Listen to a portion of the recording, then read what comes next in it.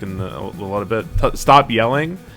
I don't know what happened today. Well, whatever. Audio. Sometimes your audio settings get fucked up. Anyway, I'm going to be covering as many different topics as I possibly can, and try to provide you guys with the basics that if you are interested in making a Super Mario World hack, or maybe just fucking around or whatever, we will cover that today.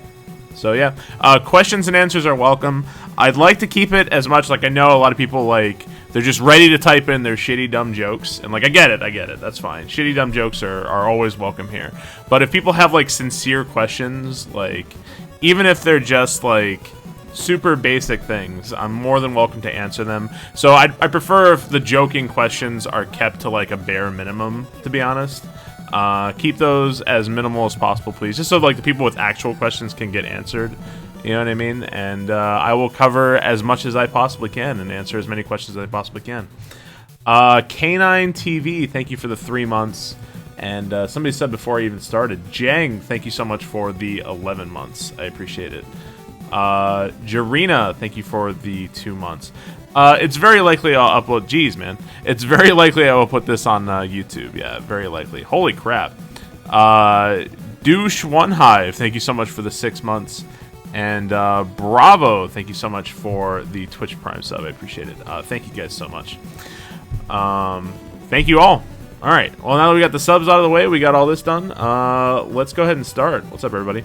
Thank you so much for the Twitch Prime sub, Bravo. I appreciate it. Okay. So you see here, I have my basic Lunar Magic program open. And this is often the first level when you just open up your Lunar Magic, your Super Mario World ROM. This is the first thing you'll come in contact with. It's kind of like basic level 1. But what you want to do first is the first thing I'm going to cover actually is how to do the basic overworld edits. So I'll go ahead. I actually pre-made these so you can actually see what topic it is I'm talking about. So yeah, we're going to go over basic overworld edits first. The first thing you want to do is here. Where I also have this. Hang on. You guys will know how much I prepared for this. So I've got my arrow. All right. So I have to like coordinate here. Okay. So it's like, where do I go to even edit the overworld? So if you want to edit the overworld, you want to go over to editor, and then you want to go to overworld editor window. It's right here. You can see the arrow is right pointed here at the editor button. Go to editor and go to your overworld editor button right here. So this brings up the entire Super Mario World editor right here. And you can see if you know Super Mario World pretty well, you can see the entire thing from here. Teacher Barb is real. I know. The PowerPoint presentation is coming any second now. I don't have a lesson plan. I just have like a basic series of topics I want to talk about. Where do you get Lunar Magic? !LM in the chat should provide you with a link, or you can just Google Lunar Magic and you'll find it. It's pretty simple. All right, so it's pretty much as simple as this. So here's one thing you can do right off the bat. You can hit the View button on your Overworld editor, and you can do Show Level Numbers. You can also use F1, and now this brings up on the entire Overworld which levels are linked to where on the Overworld. So you can see here, like this is Yoshi's Island. You can see all the different levels are marked on the Overworld. Pretty simple, pretty straightforward. So if you want to know, you want to make sure you have this button selected. This is layer 1, 16 by 16 editor mode. You want to make sure you have this. Let me bring over my arrow just in case. You want to make sure you have this selected. It's hard for me to see on the OBS. There we go. This is the button you want to have selected right there. When you have that one selected, now what you can do is you can press this button right here, the Open Modify Level Tile Settings right here. So that's this button right here. It's a little yellow mark. And this brings up your Modify Level Tile Settings here. So if you're trying to, like, let's say we want to edit a different level. Instead of 104, we want to change Yoshi's house to a different level. We can change it to, we can pull up the drop-down menu, and these are all the different levels you can directly link to on the overworld. So that's a pretty simple way to link to whichever one you want to edit, whichever one you want to link to. I guess we could just pick a random one for now. I mean, we don't want to go to Yoshi's house, right? So why don't we just change Yoshi's house to be 105? I think 105. Let's go ahead and do that. So now you can see the overworld has changed to reflect it. So now Yoshi's house now links to 105. Also, this one links to 105. This is just like the fastest way for me to get directly into level whatever I'm editing. And that's what I've been doing for Grand Poo World 2. It's what I did for Grand Poo World 1. And that's just the fastest way to kind of get to where you want to go. At least for me. You can also do things like you can just, if you change your overworld settings, you can also just completely draw a brand new overworld. I'm not going to go into drawing an entire overworld. It's like really, it's a very long, kind of lengthy process, and I don't really want to go into that today. I don't think you really need that today. Maybe another day I'll do that. Yeah, so I just turned Yoshi's house into Yoshi's Island 1. Yes, so now this level, Yoshi's house will link me directly to this level. Yeah, that's how you do that. It is possible to move the starting location. Yeah, if for some reason you didn't want to do that, we'll bring the overworld back. This is actually a pretty useful thing as well. If you click on this button, which is the Sprite Editor mode, let me move this here. This button right here, it's the Sprite Editor one. You guys see which one I'm pointing to? It's a little Lakitu head right here. You click on this one, now I can move, theoretically I can move Mario wherever the hell I want. I can just drag him pretty much anywhere on the overworld. So like let's say for whatever reason I was editing level 114. Now I would start right here on the overworld. So that's another thing you could do. I don't bother with that. I usually do that once my overworld is made if I'm making a new ROM hack or something like that. Will it autosave Yoshi's house still? I think you can change level settings if you bring up this one. Is it modify level tile settings? Yeah, so in this drop-down menu, let's see, there's initial level settings. Okay, I think that's actually an event number. So that would be event editing for saving. And I'm not going over events. That would be layer 2, or that'll be this one, layer 2 event editor mode. So why is the Switch Palace preset in Valley of Bowser? Which are you talking about? In Valley of Bowser P Palace preset? I don't understand that question. But anyway, so basically what I just did was I just changed Yoshi's house to link me to level 105. So you have to remember to hit save to ROM when you're doing that. Every time when you make an overworld edit. So we're gonna go ahead and click that. We're gonna save, and now we're gonna bring up the my emulator here. Let's go ahead and reload the ROM. You got to make sure you do that. Load up my tutorial, and this should take us directly into there. I get a lot of questions about what emulator I'm using. There's all different kinds of emulators you could use. I am currently using BizHawk, which is running BeastNess. It really doesn't matter. There's lots of Super Nintendo emulators out there you can choose from. I can't help you and won't tell you where to get ROMs. I'm not allowed to do that. So you have to get ROMs on your own. I'm not telling you how to get those. But emulators you can get. SNES 9X, ZSNES, they're all different kinds of ones. Okay, so we started up the game. We're gonna load up here.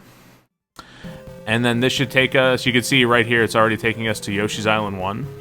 And then instead of Yoshi's house, now we are loaded into the level right now. So this is like, for me, this is the fastest way to edit levels and get in there wherever I possibly can. So this is very basic overworld editing. Overworld editing is really, I don't want to say it's that difficult, but it's really time consuming to get your events and to draw your overworld to look really nice. So I'm not going to go in super detailed. You change the level name from the same place? Yes, I can quickly show you that, no problem. So we're going to bring back the overworld editor. Again, this is where you're going to find your overworld editor. And then let's say we wanted to change this level name. I think it's the red dot here. Open edit level names. Right here you can see where my arrow is. And then let's say we wanted to change the name of the level to 105. So 105 is Yoshi's Island. Let's call this Big Dick Land because we're very mature here. Okay, hit OK. Hit the save button, and then let's appear in Big Dick Land because why not? We'll delve into the realm of Brazilian ROM hacks. Always very mature here. Report it. Again, any other questions, I'm happy to answer them. I'm hoping the questions kind of break up the sound of my voice. Hey, we loaded. We're here in Big Dick Land. No problemo. I mean, I don't really... Naming levels is, again, something you want to do eventually, but it's not something you need to do, like, right away. So, I'm pretty much just talking about raw level design. Do I exclusively use Windows or just for streaming and Lunar Magic? I don't understand your question. Do I exclusively use Windows? Do you mean, like, the operating system? Land. How do you get it so your save file is 0 clears instead of empty? You keep having to do the text box freeze level whenever you want to test your level. So whenever you load in, I think Super Mario World automatically saves when you've started a file. It will keep you at 0. So it might be an emulator issue for you. I'm not sure. Can I show you how to make that? Yes, I actually do have. I have a whole map 16 plan thing. That's going to be going later. I will show you guys how to make Death Dirt. All right, so I pretty much that kind of covers everything I really wanted to talk about the overworld. How do you change the paths on the overworld? So changing paths in the overworld is again, overworld editing is pretty complicated. I could spend like all day talking about the overworld, and I'm also not like. I wanted to begin by saying this. I am by no means like the best person at Lunar Magic. Like, there are probably people in the chat right now who know more about this program, who are better at this program than I am. I'm just kind of covering the basics. I don't want to make it seem like I'm the know-it-all authority on this. With that said, I just want to make that clear that there are people who are much better. And pretty much every time I load up Lunar Magic and I learn something new. Like, I learned something new last night that I didn't know. So in terms of overworld pathing, though, I think overworld pathing is you have to bring up this button, which is your view layer 1 Mario paths, and then from here, this is where you can see Mario's path through the world, throughout all of the levels and throughout the entire game, and different events trigger different paths being opened. But yeah, this is how you see all of the paths. Again, I could spend like. The overworld takes a long time to learn, and I haven't done it in quite a long time. Not since Grand Poo World 1 myself either. So it's pretty time consuming. So from there are other tutorials. I may do more on the overworld again in the future. I need to remind myself, to be honest, because it's been quite a while. But this is how you view the paths, and I think you want to use this one. No, not this one. Okay, and then this is the window where you can start drawing new paths for Mario to go. So you would lay additional tiles, and getting it all to line up is pretty complicated. It's a whole thing. I don't really want to go into because I could spend so long in the overworld. I don't really want to do it. So we're gonna skip that, and we're gonna go right more into the level design stuff, like the more fun stuff. We're gonna do that instead. So yeah, what I just showed you is just basically how to quickly change a level tile, change a level name, and change basic things in the overworld, so you can start actually testing your levels. So from here, we're gonna stop talking about the overworld, and let's start talking about layer 1 and sprite editing modes. This is where like the meat of it is in terms of actually putting stuff in your level. So we're gonna go over that real quick. We all just really want to know about palettes. I actually didn't plan on talking about palettes like at all, to be honest. Like I didn't really want to. I mean, I guess I can. I can at least show you guys that later, maybe.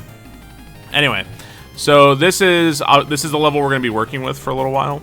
This is 105. This is Yoshi's Island 1. This is like a lot of first levels in ROM hacks usually like start here. So yeah, you can see this is the entire space of the level you have to work with. It's a lot of space. There's a lot of sprites. The level's already built. If you're feeling bold, what you can do is you can just start off right off the bat. You can hold Control and hit Delete. And it'll give you this option to delete all sprites, all objects, delete everything in the whole level. So if you're feeling bold, if you want to do that and you want to just get rid of everything, sometimes it's actually easier to move stuff around and kind of change things as you go. But if you're feeling bold, you can just get rid of everything. This is how I usually do it. So let's just get rid of every single thing in the level completely. So now we have a completely blank canvas. There's nothing else on the level.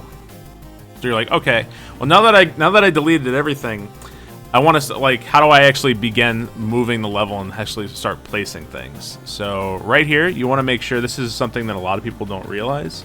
You want to make sure you have this button hit, which is your what is this? Hang on, it's your layer 1 editing mode. You want to make sure you have this hit first. Once you have that hit, whoops, that's my desktop.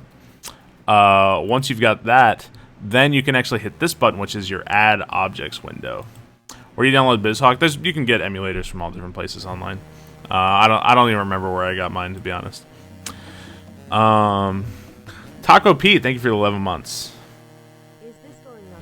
Yeah, this is probably going on YouTube, but we'll see. I should actually probably turn off alerts for now. Let me go ahead and do that real quick, just so I don't want it to be. If it's a tutorial, I don't want the alerts, but going over it. Thank you so much. All right, so here is the Add Objects window. This brings up a list of all the different objects you can add to the level itself. You can see like you have your basic blocks, dirt, water, note blocks, pretty much all here, cement, pipes, ground. So this is the basic objects that you make your level out of. So let's give Mario a place to stand, because this is where our starting point is. I'll show you guys how to move that in just a second. And we can just, when you've placed dirt, you guys can see that, right? So once you've placed the ground, you can actually drag and move it pretty often. So you can drag this pretty far, drag it short. You can also make it like not as tall, not as thick. However you want to place it, you can make it pretty large. Doesn't matter. Let's actually, for the sake of argument, let's move. So hang on. I did a lot of things right there. So here is, let's say we want to move Mario's starting position. So like we want to start Mario higher up in the level itself, right? Like let's say we want to start Mario up here. So if you want to actually move Mario's starting position, you actually want to slide over and you want to hit this button, which is your sprite editing mode.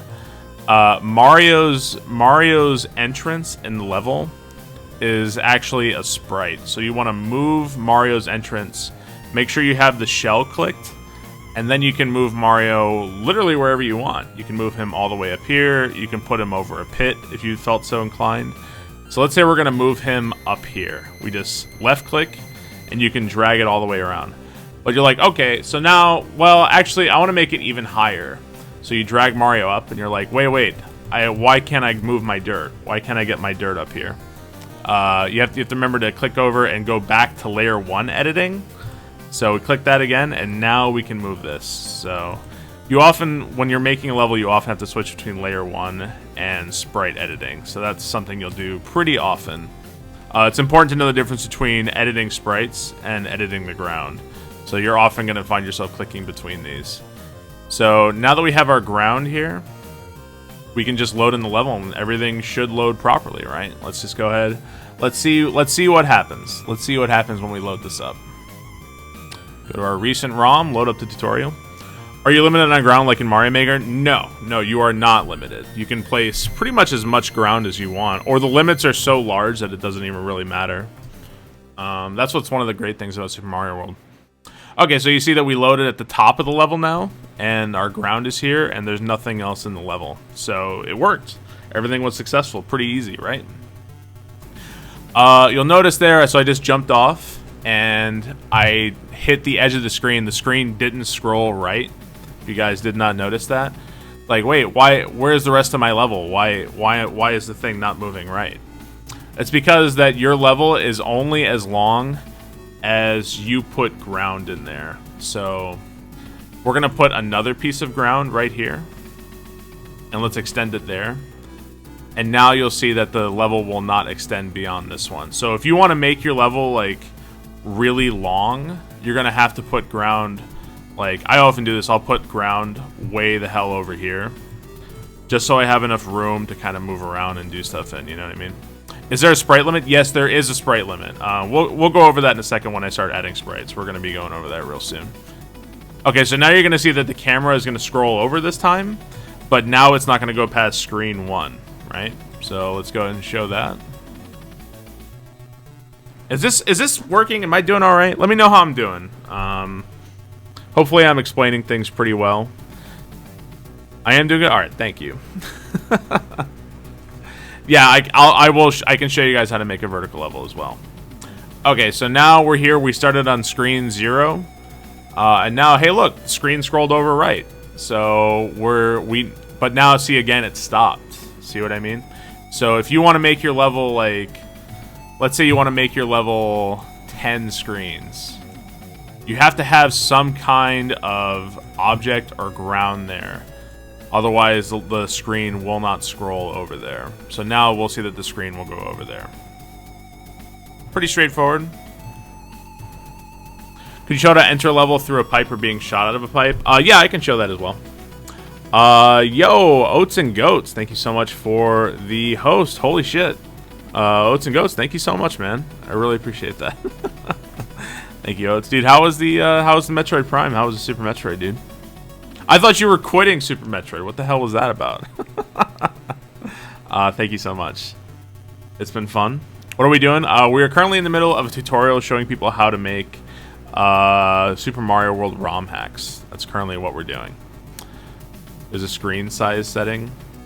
Did he hit 10,000 runs? Is that what he's trying to do? 10,000 Super Mario World runs? Is the built-in emulator not worth it? I've actually never used the built-in emulator, so I actually don't have an answer to that. Okay, so now we're going to move over this way on the screen, and you'll see that the level is now as long as I wanted it to be. So you got to make sure you have to put ground where you want the level to be, otherwise the screen will not scroll over. Can I show you how to get line tracks? Yeah. First, somebody had a question on how to change the entry of the level. So why don't we go ahead and do that? We're actually going to delete. Why don't we just go ahead and delete everything again? We'll just Control Delete, get rid of everything all over again. We'll move Mario down here. Let's say we want to start the level shooting out of a cannon. Let's go ahead and do that then. First things first, we want to add our cannon here. Let's bring up our Add Objects window. Here, let me turn off my arrow. So again, we have to be in Sprite Edit in the Object mode, which is Layer 1 Editing mode. And let's see. You don't actually have to add the cannon. You don't need it at all. But we'll just put it there anyway. So we have our right-facing diagonal pipe. Okay. Now we want to, like, our ground looks really fucking ugly, right? So we want to fix that. Let's slap down. We have our solid right and top edge. So we click that in the window and then right-click here. We can place that right here and load up our basic ledge. Place our ledge right here and then drag over. And look, now it looks all nice, right? Alright, so now we have Mario's entrance. Like, wait, so is this all we need? Let's try it. I wonder what's gonna happen, actually. I don't know. I might die because it's gonna spawn me in the pipe. Let's try it. Now I want to see if I'll die or not. So like, wait, that didn't work. I spawned inside the pipe. What the hell? Nice ROM hack, Panga. Am I right? So he didn't die. So if you want to edit the entry of Mario in the level, you actually want to hit a completely different button. This is over here. Let me get my arrow. So if we want to change how Mario enters a level, you actually want to scroll over and you want to hit this button right here, which is your, hang on, Lunar Magic's being stupid. Open main and midway entrance dialog. So you want to click on this, and it'll bring up this window. You don't really have to worry too much about this because you're setting your entryway anyway by moving the Mario sprite, so you can just leave it like that. But here we have Mario Action. So right now it says do nothing, cannot bring item. If you click the drop-down menu, it actually gives you options of horizontal pipe, exit left, horizontal pipe, exit right, vertical pipe, exit up, vertical. So these are all different things. You can just click through these. You'll actually see once you do it and you hit OK, it actually changes Mario's sprite. So you can actually see it in action in the level itself. So we wanted Mario to get shot out of a pipe, right? That's what we wanted to do. So we want to scroll down and go shoot from slanted pipe right. Let's go ahead and do that. See, now we've got, see the Mario's got his hands flicked out like he's flying. So we can go ahead and drag him over. And let's see if this worked. Let's see if this worked, guys. Should work just fine. Make sure also if you make changes, I do this all the time. Make sure you hit the save button, otherwise it will not come through. Yeah, it's nice to have all those options in Lunar Magic, right? It's really nice to have all those options. All right, and boom. Well, we we did it. Great level. But yeah, so that's basically how you enter in. What's it called? That's how you change the different entryways. You can even, I could even make this level. Like, this kind of shows you like how powerful Lunar Magic actually is. You could just have this and have vertical pipe exit down out of a water level, and you could turn, even though this isn't a water level, right? Like, it doesn't look like one. It doesn't have to. I can turn this into a water level. So just right here, vertical pipe exit down, and you see the parentheses right there for a water level. And then you don't even have to do that either. You could also check this box to make it a water level. So Lunar Magic has so many different possibilities for insanely stupid shit. So yeah, we just turned this obviously not a water level into a water level. Literally unplayable. Yeah, by making it a slippery level, you turn it into an ice level. So now Big Dick Land is a water level. See? And now we are swimming in the air. I think there's a level in Glitch Cat's hack in Search for Salmon that's like this. So, what does it mean? Make it a water level? It means that I've literally turned this normal level into a water level. Sprites act differently, and some sprites act differently in the water. We can go over that as well. This looks like you can make the entrance a water level and the midway entrance a not water level. Yes, you could. You could do that pretty easily. Alright, so that's how you change that. I kind of got a little bit off topic, but that was a good question. That was really good. We'll go ahead and bring back shoot from a pipe, since that was what we started with. We'll go ahead and, again, we want to hit the sprite editing mode to move Mario. Can you shoot out of a pipe in a water level? Yeah, I think so. I don't see why you couldn't. And I'm going to go ahead and do it like I do it when I'm making a level myself. I'm going to go ahead and just slap down something on the far right of the screen. So I'm going to place these cement like way the hell over here.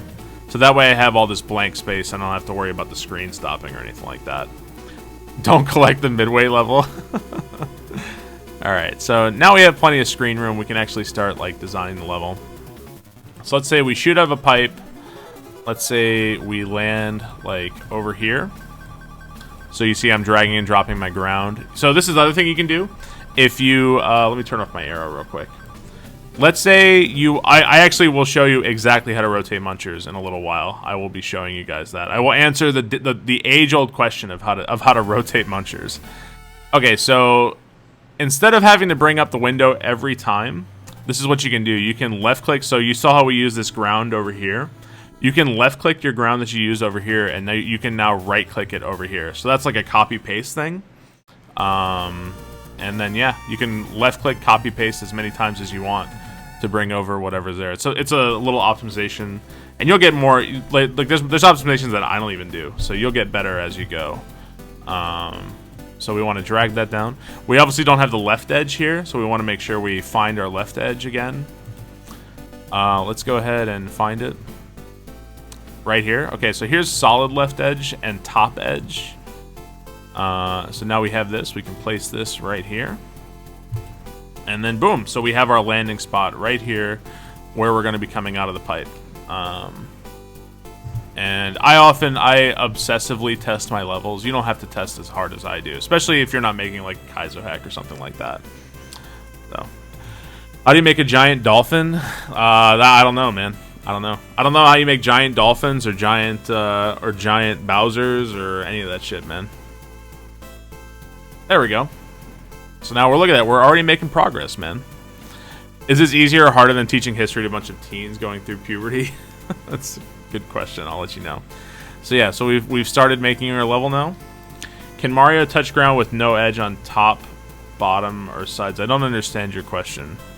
Okay, so let's say now we want to add some obstacles here. A lot of people when I'm making a level, they're like, "Why are you using munchers so much, Barb? I don't like so many munchers. Can you please not put munchers?" If you're on your add objects window, there's no spikes in this level format. You could add them. There's exceptions to everything, so you could add them. But one of the reasons why you see munchers so much is because it's pretty much your only option without going out of your way to add something else. So munchers are just kind of like a default. So let's go ahead and place some munchers here, because why not?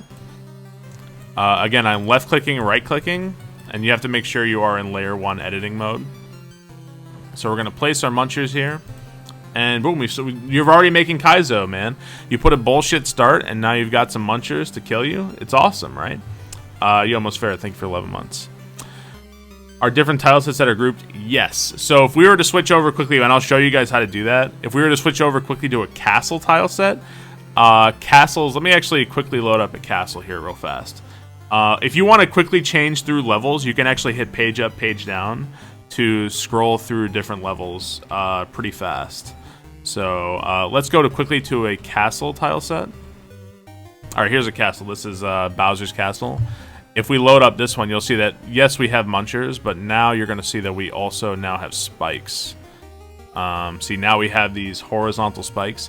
So you can't get these in the other tile set without adding in custom things. You can get spikes in a regular level, but you'd have to load in a map 16 and graphics files and stuff like that. So that's not like super easy to do.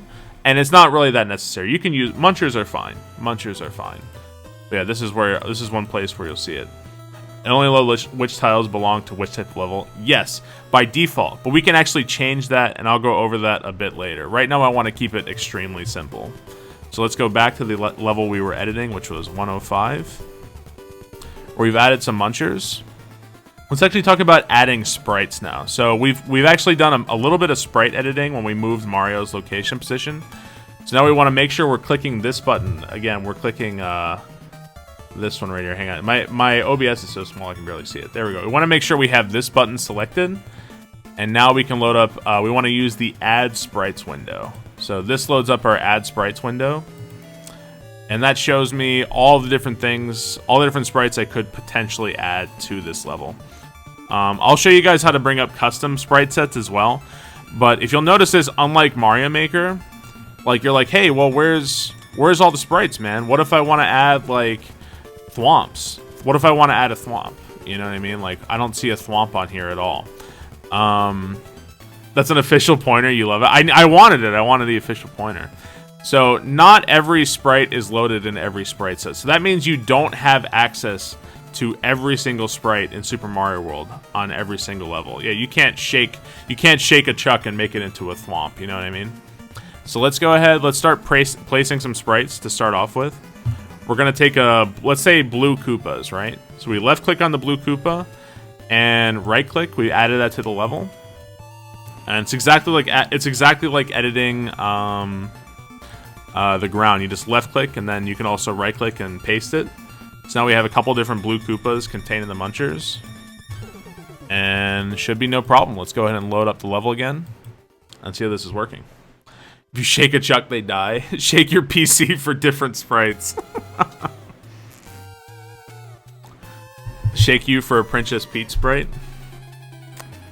Expand what? The emulator? Alright, well, I died and hit muncher. Hang on one sec. I often save state before I go into a level. Just makes it for fast testing. Alright, so here we are in the level. You can see the sprites that I've added. So now we can play the level as we like. See? No problem. Not the sprite. I don't know what your questions are. So is everything... Are we doing good? Any questions so far? We've added some sprites here. We can get a little bit more complicated from here and add different kinds of sprites. So we still have the sprite window selected. So now we can add things like timed lifts. Timed lifts are actually really interesting too, because this kind of shows you a slightly more complicated sprite. So when I was making a level recently with timed lifts, let me actually turn this off. So I still have my screen numbers on. You can actually hit F1 and you will turn those off, so you can actually see the level more often. How many sprites can you put in a level? You can put as many sprites as you want. Like here, let me show you. Why don't I go ahead and do this? So we're gonna play Mario Maker for a second. I'm gonna channel my inner J-Bizzle, and I'm gonna add a shitload of these blue Koopas because I'm a 12-year-old and I heard ROM hacks are cool. So we're gonna see what happens when we do this. So now I've got 12 Koopas here. We're gonna load up our sound effects and we're gonna play some Mario Maker here for a second. We're gonna see just what happens. What's gonna happen? There's one of two things that always happen when you do this shit. Yeah, that's my favorite part, Hirashita. Okay, so what happened? Well, about 4 of the sprites just didn't spawn at all because Super Mario World just could not handle that many sprites, right? So a bunch of shit just straight up didn't spawn. So if you overload your game with sprites, one of the most common results is that a lot of the sprites just won't load, right? That's not the only result you can get. You can actually get another completely different result. And I think this sprite is pretty notorious for it. We're going to load up my buddy Split and Chuck. Split and Chuck is a sprite that turns into 3 sprites. So we're going to place some of these guys. And we'll try to create the other result of when you put too many sprites in your level. How do you change sprite colors? You have to do that through the palette editor. There's no like quick drop-down menu. You have to edit one color at a time. Yeah, it's... Super Mario World isn't like made to handle this many sprites. Hang on. I shouldn't be hitting the sprites to prevent them from doing that. You're guessing crash? I don't think it's gonna crash. You know, so I don't know if you guys noticed this. Do you guys see this number? Let me expand this a little bit. Do you guys see the little red number in the top? It currently says 374. One sec. So you see how this number currently says 374? That number is actually a lag counter. So it shows how much lag is happening. That number will go up naturally just because of the way Super Mario World works. But when you're in a level, one thing you never want to see is you never want to see this number rise while you're playing the level, because that means there's in-level lag. So if we like start spawning more and more Chucks as we play, you can see the number is rising a bit. It's continuing to rise. We're at 377. I didn't do a good job of overloading the sprites, but basically there is lag being created by the Super Nintendo. It actually the number goes up after every screen transition as well. But you never want to see that number go up when you're actually in a level itself. But you guys get the picture. More often than not, your sprites are just not going to spawn, or you're going to create some massive lag there. And some sprites are worse about that than others. So let's see. Will this be on YouTube? Probably, yeah, probably. Okay, so let's see. So we've covered adding sprites, adding things. Okay, that's what I was talking about. Somebody asked me about overloading sprites. Let's actually try something different now. I was going to show you guys the number platform. So some sprites in the game are dependent on where you place them in terms of what they do. So a lot of people were telling me when I was making a level with number platforms that, well, why don't you just make a number platform out of a 2 or a 3? It's that actually isn't in Super Mario World. So if I place, you see here this number platform says 4. If I move this 1 to the right, it actually becomes a 1. So we can actually place these side by side. So on this x coordinate, this platform becomes a 4. On this x coordinate, this platform becomes a 1. That's because they share a place in the game's memory. And rather than just have 2 different sprites, they just have the same exact sprite do different things depending on where you place them. So yeah, so these sprites change based on your XY coordinate. They're based on your X coordinate, not the Y coordinate. So there are a couple of other sprites that do that. And Lunar Magic is actually really cool because it tells you. If you hover over here, let's say you place it, you can often hover over it, and this one actually tells you a time lift that will last 4 or 1 second depending on its X position. So if you have questions about a sprite, oftentimes you can get an answer just by like looking at it. Let's go ahead and delete this one. We'll get rid of these. Yeah, it's pretty much like like it's either 1 or 2. So it's either going to be 1 or 4 over and over and over. They just flip over and over. So let's say another one here. Let's go with these platforms. So by looking at them, these platforms look like identical, right? But if you hover over them, it'll actually tell you what these platforms kind of do. So this one tells you this is a brown platform that floats on a water surface. It requires sprite buoyancy. So a lot of these kind of tell you exactly how to use them. Are you guys able to see this? Yeah, this one actually tells you kind of exactly how you need to use it. Same with this one. A line-guided brown platform that starts moving right and down by itself. So yeah, a lot of these will tell you how to use them. With that said, they might not be usable in the level itself. Like okay, this one requires lines. Well, we actually don't have lines in this level, so we can't really use that one accurately. So we can go ahead and delete this.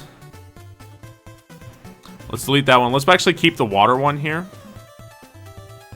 We'll put this is the brown platform that floats in the water. So we're going to place our water now. The platform has to be in something, right? We're back in our object editing window.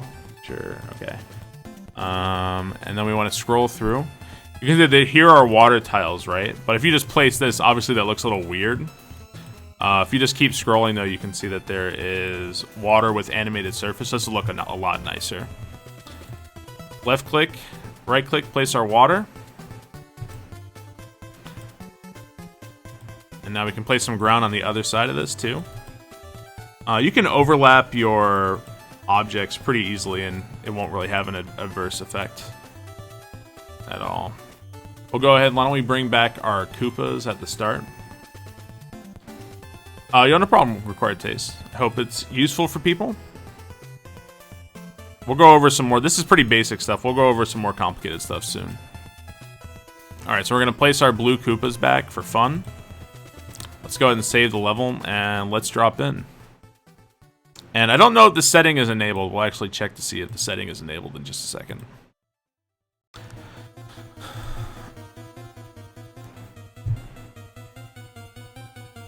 You mean you don't see a floating square of water regularly? No, not usually. Unless it's Yump. Unless you're playing Yump. Alright, so here we are in the level. All of our sprites have loaded. And you're like, wait. Where the fuck is my platform? What the hell happened, right? It's supposed to be floating in the water. So you're like, okay, what happened wrong? We can scroll back over and we can hover over this. Since it says a brown platform that floats on a water surface requires sprite buoyancy. I'm like, what the fuck is sprite buoyancy, right? This is something that matters a lot with certain kinds of sprites. We want to go over here, and there's a window here that says change properties in the sprite header. Let me show you guys where this is. Bring this over. You want to click on the Lakitu head, and this actually brings up a little menu. Don't worry about this just yet. What we see here, we have enable sprite buoyancy, but reduces the number of sprites that can be on the screen at once. Basically, what it does is it changes the way sprites behave in water. Is what it does. So we want to click this button and do that, and now let's say, okay, let's see if that worked. Load back in the ROM. Do you sketch out each level and work off that? Well, I'm not really building anything right now, so I'm just kind of going over some of the basics in Lunar Magic. What's up, Killer? So loading back in Big Dick Land, of course. And let's see if our platform loaded in. Okay, oh, you know what? This is something that I do all the time. I forgot to hit the save button. I do that all the time when I'm making levels. Make sure you hit that save button. Forgot to do that. If you don't save it, it doesn't save in the ROM. Yeah, I forgot to save. I do that. I still do that all the fucking time. Buoyancy. Big Dick Land starts shooting off of a cannon. Yeah, well, I don't think this level is going to make the cut in the Grand Poo World 2. Hey, and check it out. Our platform has arrived. We have it.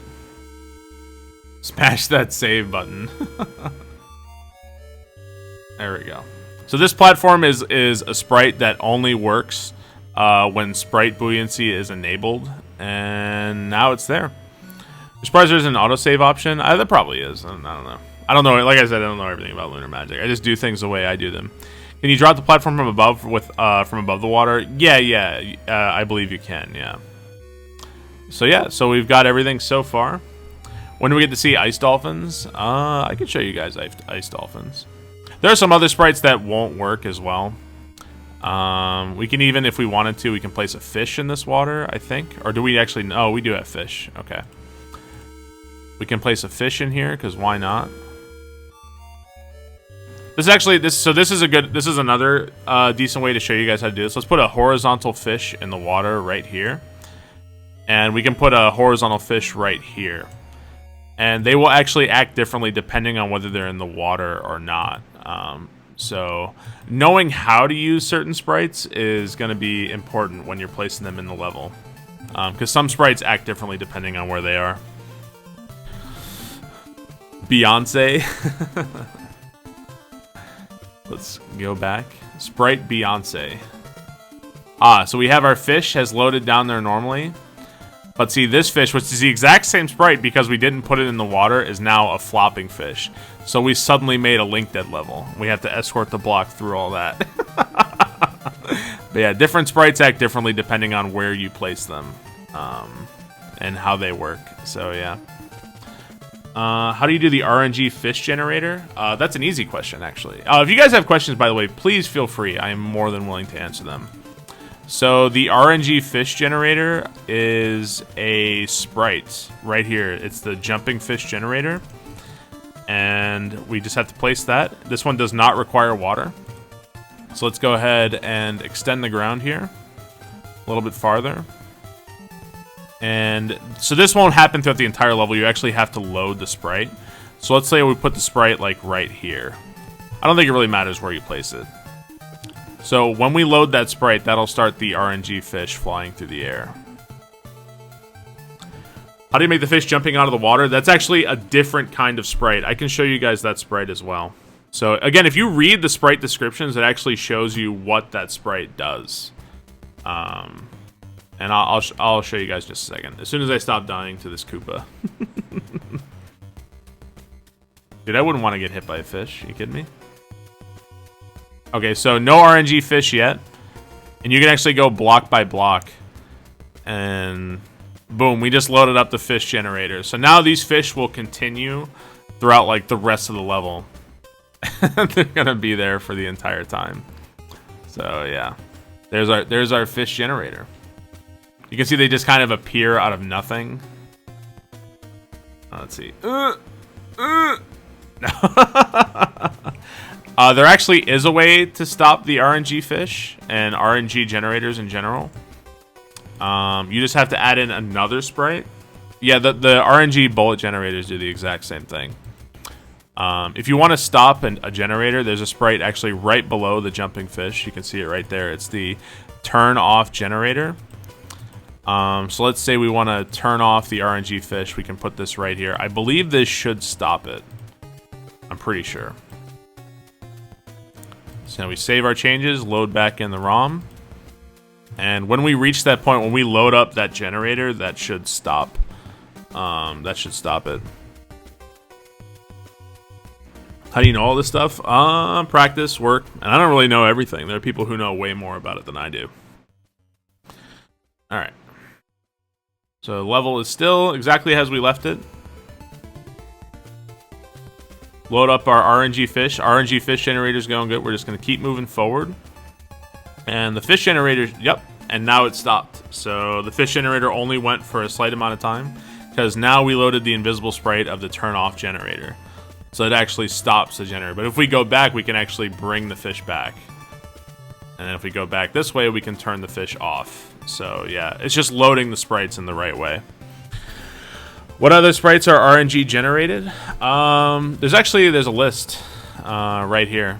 In this tile set, you have bullet bill generator and you have jumping fish generator. But in other ones, there are other kinds of generators like dolphin generators. You probably have all seen dolphin generators. There are bullet bill surrounded generators and shit, so you can do all kinds of that stuff. Am I going to go over how to mess with level backgrounds? Yes, I will. I will do that. Can you overload the turn off generator and prevent it from stopping? I don't know. That's an interesting question. Maybe. I actually don't know that answer. Can you do the bullet bill generator? Yeah, that's actually in a different tile set, though. That one's, I think, in the mushroom tile set, I want to say. Let's see, were there any other questions about adding sprites? I'm wondering if, like, is there anything else I could show you guys, really? Oh, here's another good one. Let's go ahead and, I guess I could control delete everything real quick. That wouldn't be bad. Here's one more sprite I want to go over. So we're just going to control delete the entire level. My beautiful level, no! Go back to the start.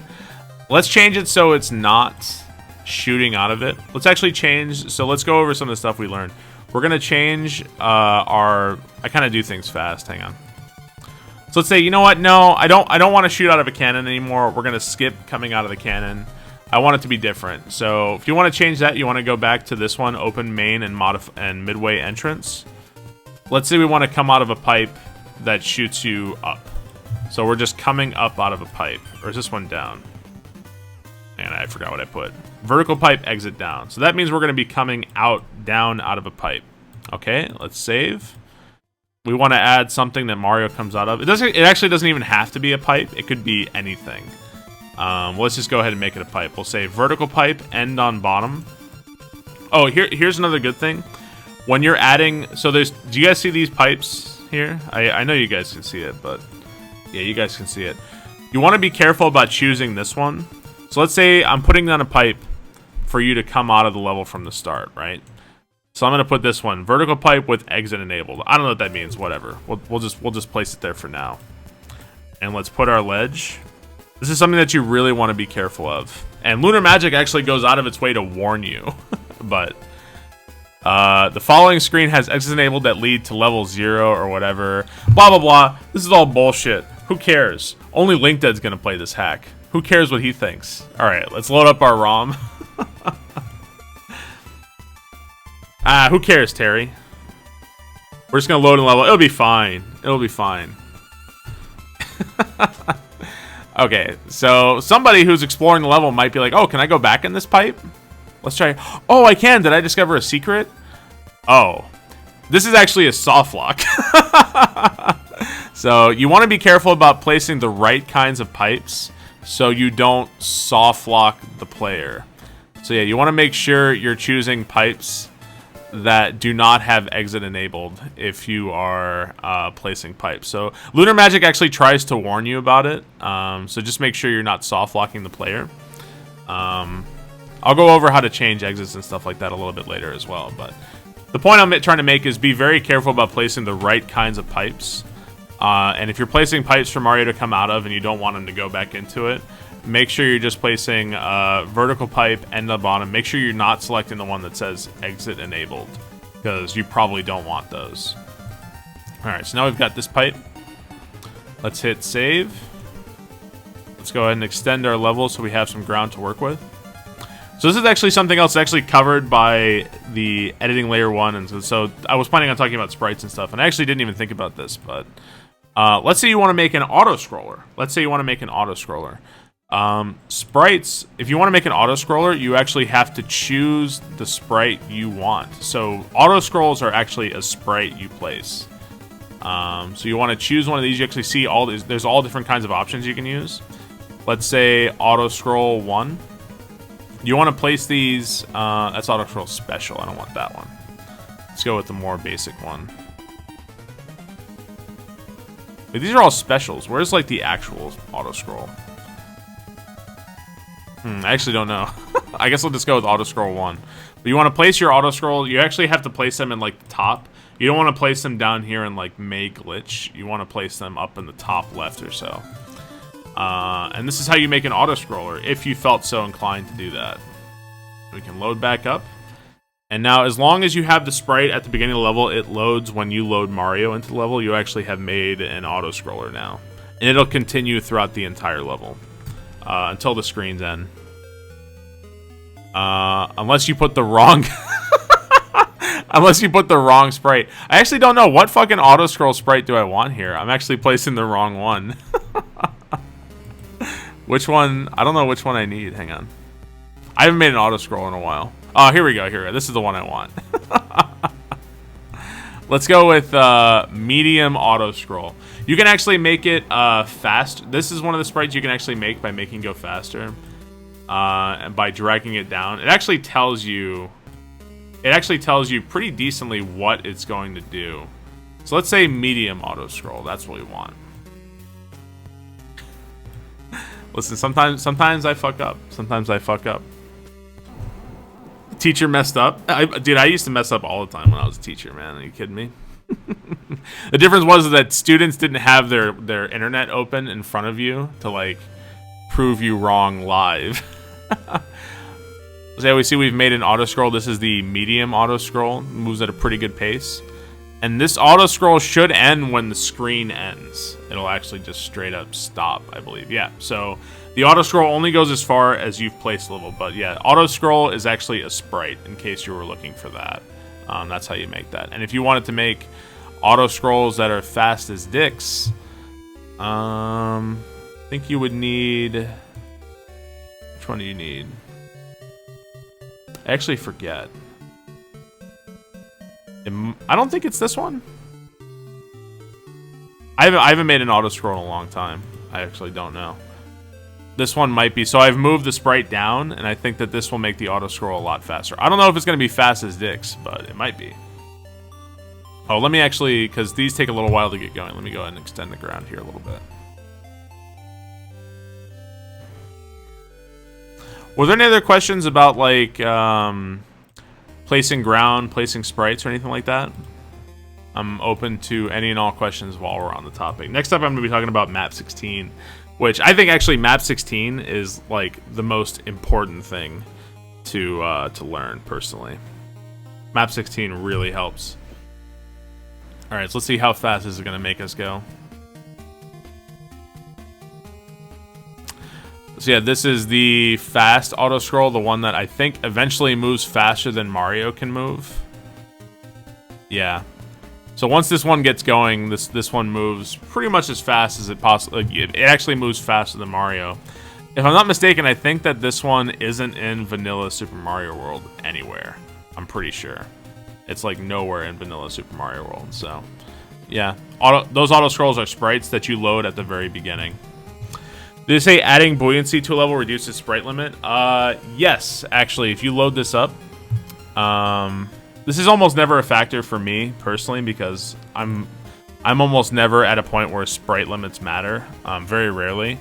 But enabling sprite buoyancy changes the number of sprites that can be on the screen without slowing down, so...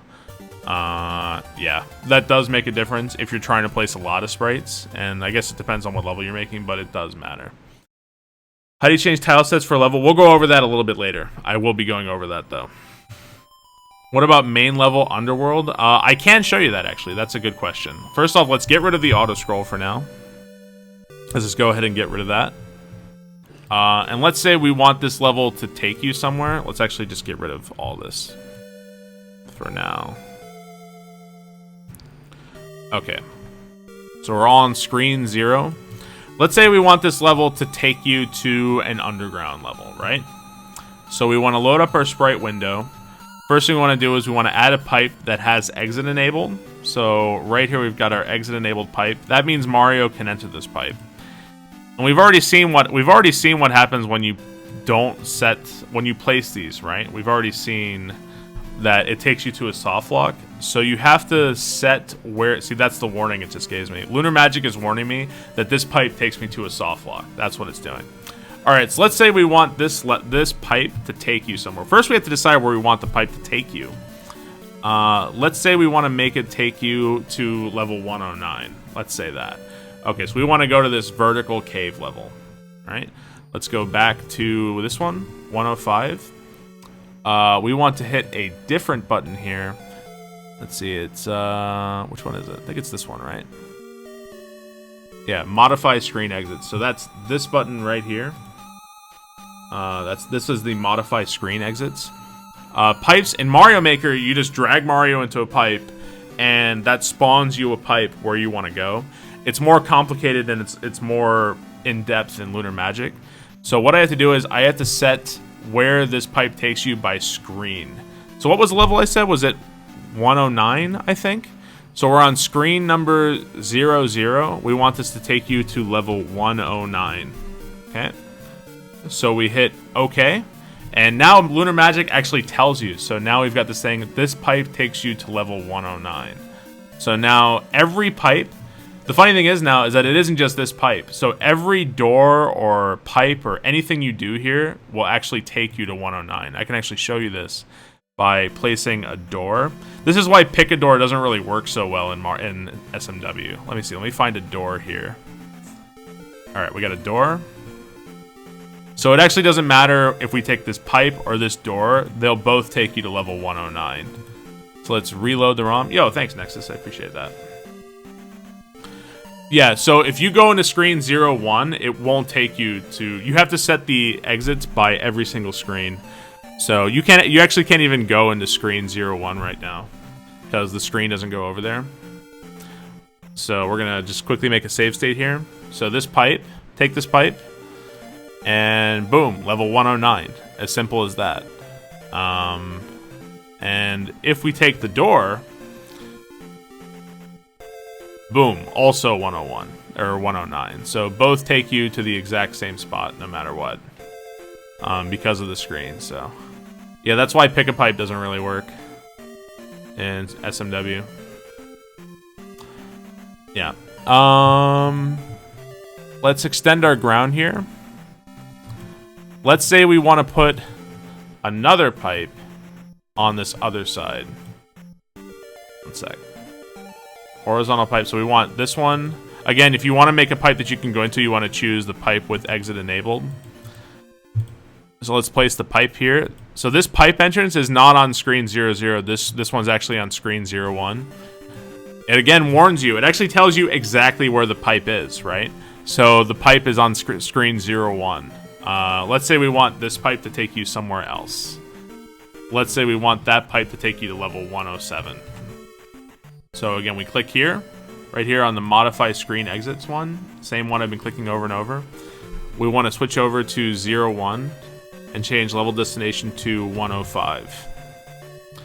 And now this side of the pipe will take you to level 105. This side takes you to 109. And again, if you want to, the easiest way to see this is just hit F1.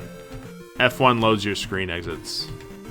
What if you want to return within the level? You can actually set your pipes to take you somewhere else in the same level. That's another option you have. So yeah, just hit F1. You can see exactly where each exit screen takes you. Is there a limit to how many levels you can link like this? No, there isn't. You can in theory connect nearly every level in Super Mario World. Yeah, you can connect them all.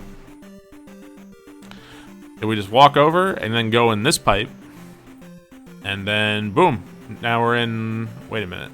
Oh wait, what did I do wrong? Oh wait, I put the wrong thing. Oops. I wanted that to take you to 106, right? Or no, 107. All right, yeah, I set the exit wrong. I was really confused by that. All right, 107. Okay. It's another point I should make is that if you are making changes to your hack, I would often recommend making backups. Like fairly frequently, go ahead and make a backup, and that's just a good way to cover your own ass in case you do something. So now this pipe will take me there. Yeah, each side of the pipe takes you to a different level because I've set the exits on the screens to do that. So this pipe and this door are on screen 00. They take you to level 109. That's where they take you. Right? And this pipe is on screen 01, as you can see right there. And this one takes you to level 107.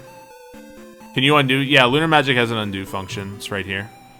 Undo last sprite object change. It doesn't change. I don't think it... Does it change exits? Oh, it actually... You can change that, so you can hit undo, redo pretty easily. Can you make a fresh level number without having to use an already used number? You can't, like, create a new level, like, in Super Mario World. You have to rearrange the levels that already exist. Like, every level that you make is made up of a previous level. You know what I mean? So you can't just, like, make a level. You have to make your levels out of something. But you have so many customizations, so you can make, like, I can make this level into a Pswitch palace if I wanted to. That's not even hard. Every pipe set to take you back to the beginning of the level. There are all kinds of shit you can do. Can you put a vertical pipe with exits between 00 and 01? That's actually, you know what? That's actually a really interesting question here. Let me show you. We're going to delete that door real fast. Let's put, this is a great way to actually show you. So we've got a vertical pipe. We're going to put it halfway between screens 09 and 07, and let's see what happens. Funny enough, if you see my pipe right now, because it's between screens, it's actually half colored. Do you guys see that? It's like the two-face of pipes. So my screen exits are still there. Let's actually see what happens. This is like a really good way to show you guys. Is that how I did it in Grand Poo World 1? I actually didn't intend to in Grand Poo World 1. That pipe, I did have some multicolored pipes in Grand Poo World, but most of the time I just didn't even really notice because I am actually colorblind. All right, so we've got our two-face pipe here. So if we enter, let's try entering it on the left side here. Okay, so this one took us to 109, but if we enter it in from the right side, huh, interesting. So it doesn't take you there anyway. I thought being on the right side it would take you to 107, but I guess not. I think in the end, just don't do this. I think that's the real question. I honestly thought the right side would take you to 107, but I guess not. I mean, that's not something I've ever actually done, so not much I can really do about that. All right, I want to do a double. Here we go. Oosh, there we go. That'd be a janky hack if you had to enter the pipe from the other side. What if you screen scroll? I don't know. Actually, we can try it. 2D Mike, thank you so much for the 11 months. I don't think screen scrolling would matter, but we can try it. I don't think that would make a difference. Yeah, in Big Dick Land, you can do whatever dumb stuff you want. Phage, thank you so much for the Twitch Prime sub. I appreciate it. Any other questions about editing this? Those are some good questions. Do you guys have any other questions about stuff? We're going to go into more detail on changing the kinds of sprites you can edit and stuff. We're going to go into more detail with that pretty soon. So, any other questions about that? It only counts from when you first encountered it. What about run over and respawn? Well, I don't think spawning works that way. I think that works more with sprites, but instead of objects. The Waluigi. How do you use Lunar Magic for global domination? I don't know, man. Still trying to figure it out. Try it? Try what? You just got BT. Every time you say Barb, is it seriously an emote? Yeah, Barb is an FFZ emote. Am I gonna do anything on level design? No, I'm not here to tell you guys what's good and bad level design. I'm just showing people how to do it. I'm not here to tell you your levels are good, your levels are bad. This is not something you... I'm just showing you guys how to do it. I'm not interested in judging people's levels. How do you get your ROM hack accepted? Yeah, that you have to ask Dode and LinkedIn about that. The power, you're gonna be able to post it to YouTube. I don't think this music will matter at all. That's why I'm playing like old video game music. I don't think this matters at all. Yeah, I'll probably upload this to YouTube. Could you set the pipe exits like a warp world, like from the earlier Mario games, or like Star World warps? Like a warp world from early Mario games? Are you talking about like in SMB1 where there were 3 pipes next to each other and they all took you to like a different world? I don't think so. No, I don't think you could do that. Not without some kind of ASM. Am I going to cover vertical levels? Sure, yeah, I can cover vertical levels, yeah. That's actually not that hard. I'll show you guys that a little bit later. Okay, let me actually move on now from talking about this kind of basic stuff. Let's turn this off. We'll actually control-delete everything here real quick. We'll put it back to a regular entrance of a level. And now I want to go over, like, one of what I think is actually, like, the most important thing for learning how to do, like, basic ROM hacking.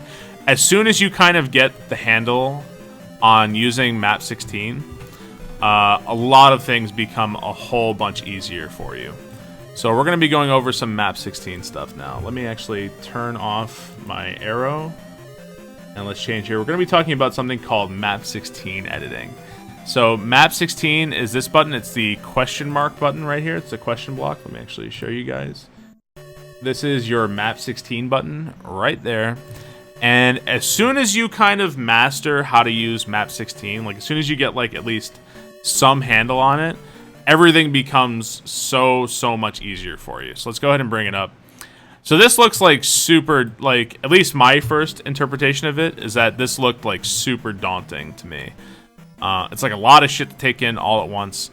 It's really not that bad. And I can actually show you guys. So like the first question that I get like all the, I think like everybody gets it all the fucking time is, how do I flip munchers? How do I flip munchers? I will show you guys how to flip munchers right now, so you guys can stop asking forever. We can just refer to this video forever. All right, let's say we want to flip a muncher, right? So let's first, we'll find our muncher. Pretty easy enough, right? You can see all your blocks here. Muncher's pretty easy to find, so we've got our muncher. Let's left-click our muncher right here. Left-click it. You want to make a new map 16 file, and you kind of want to keep your map 16 as organized as possible. And you probably don't want to touch any of these that are already in the level. Like, just don't fuck with these. You can make in these spaces right here. You can make as much bullshit as you want, like anywhere, pretty much anywhere here. You can actually bring up your screens here. I wouldn't go too far, because if you go way down on map 16, you actually get to your background tiles and shit. Don't fuck with these. Leave these alone. There's no reason to really touch these ever. Just leave them the fuck alone. Unless you know what you're doing, just don't touch them. So that is the forbidden zone. We do not go there for now. We're just basically learning how to do it. So let's go all the way back up to our first couple pages. Let's left click our muncher right here. Right click it. Okay, so now we've made actually a new muncher. This one is completely separate from this muncher entirely. And then it's as simple as this. You left click this muncher, and then you want to hit flip Y. This flips the selection vertically, and then boom, right there, we've got our vertical muncher. Make sure you're also hitting save every time you have to do that. You have to save your map 16 data. And now we've got our vertical muncher right there. It's as simple as that. Left click the original muncher. Again, just for one more time, left click the original muncher, right click it to paste it over here, and then hit flip Y, and then save.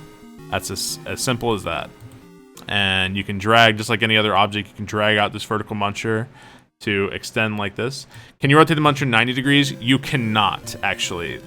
Making a horizontal muncher is a bit more complicated than that. I think you have to draw that. I want to say you have to use the 8x8 editor to do that. I don't know. I think horizontal munchers look weird anyway, so I wouldn't advise using them. But yeah, it's as simple as that. There's our vertical munchers.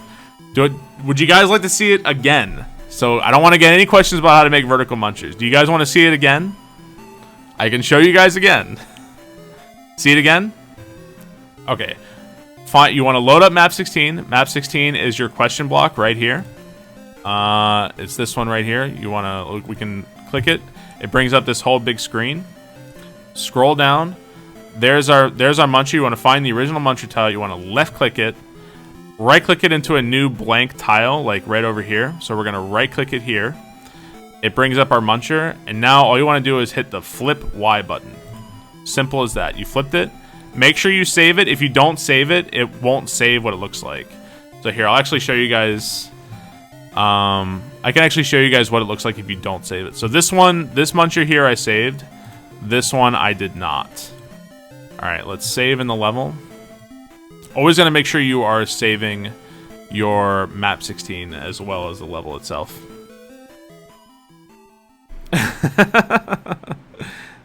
Did you use kind of frog tile in there? I don't know. There's lots of tiles over there. You love Big Dick Land? Okay, so here we have our vertical muncher. If we save right now, this acts exactly the same as any other muncher. It's exactly the same as a muncher. The only difference is that it's upside down. We didn't save our tile on this one. We didn't save our map 16 data, so that's why this looks so fucking weird. So, can you flip any sprite? You can flip any object. You can flip an object.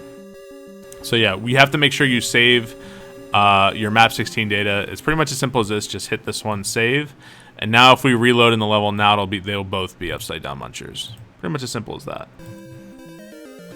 Can you edit color in map 16? Yes, you actually can. Yeah. I will, sweet dude. I'm gonna go over all kinds of stuff. Don't worry. Okay, so now we've got both of our vertical munchers. They're actually identical. There's no difference between these. So, all right. So now I've gone over definitively how to flip a muncher. Flipping the X would just flip it. It would like look different. Like you can see, it looks like slightly different from the other one, but that doesn't really do anything.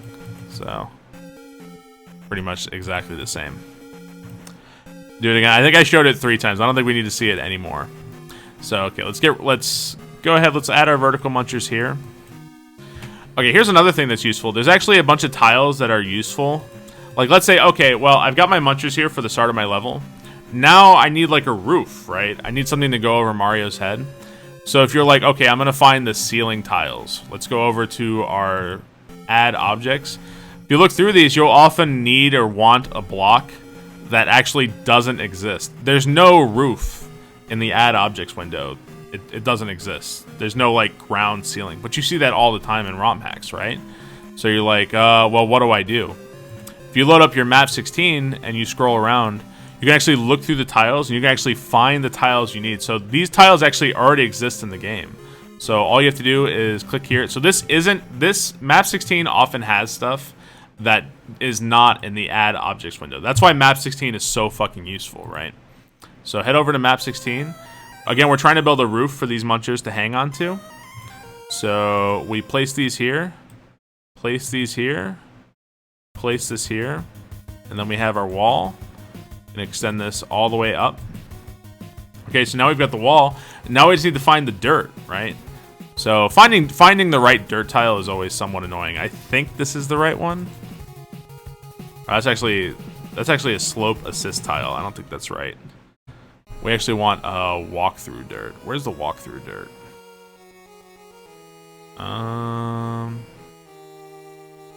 Where's my dirt? Oh, there we go. So this is the dirt tile. This actually shows you this is a good time to show you guys death dirt, right? So this is our walkthrough dirt. We just created a new dirt tile. Again, all I did was I found the original dirt tile, which is right here. I left-clicked, right-clicked over here. Now I just do this, and now I want to make this muncher. I don't want link dead cheesing my hack, right? So we just drag this dirt over here. And this is a button that you really need to pay attention to right here. Let me show you guys. Let me be very clear about this one. This right here, act as, is incredibly important. So if you want to change the behaviors of something, you need to change the act as. So if I want to change this piece of dirt to act like a muncher, right now this says the act as is 3F. If you hover over, it actually tells you what 3F is. So this 3F is dirt that Mario can walk through. And if we go over to this one, to the muncher, it says 12F. 12F is a black piranha plant, which is an object instead of a sprite. So this one kills you. All you have to do is load up this dirt, change this to 12F, and save. And if we hover over the dirt now, it actually tells you it's a piranha plant. So there we go. We place our dirt. And now that looks like dirt. You would never know it's not dirt. But that's actually munchers. It just, yeah. So that's one thing you can do. That's something I've done in the past, especially in like water levels with slopes and stuff. It's easy to clip through. So map 16 again is an incredibly powerful tool that you can use to, yeah. It's hurt dirt. I like that. I like that. See, now we're starting to get, now this is starting to look nice, right? Now it's starting to look good. So you'll never even know that that's not dirt, you know what I mean? But let's say somehow you were able to clip through and you were trying to cheese a level. See? That's dirt. That's dirt.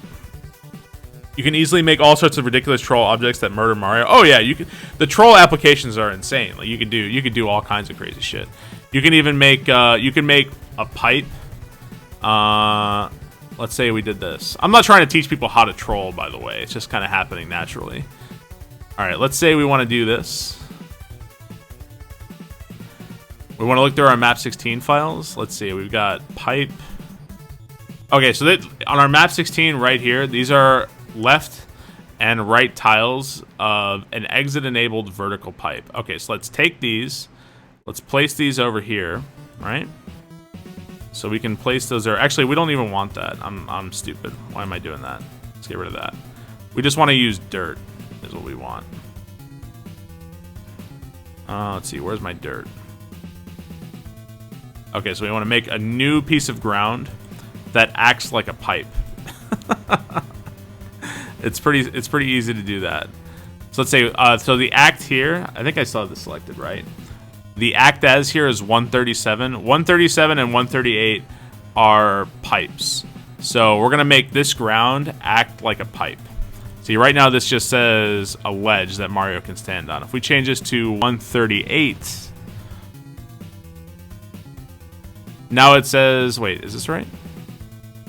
Oh, I did the wrong thing. My bad, I edited the wrong block. There we go.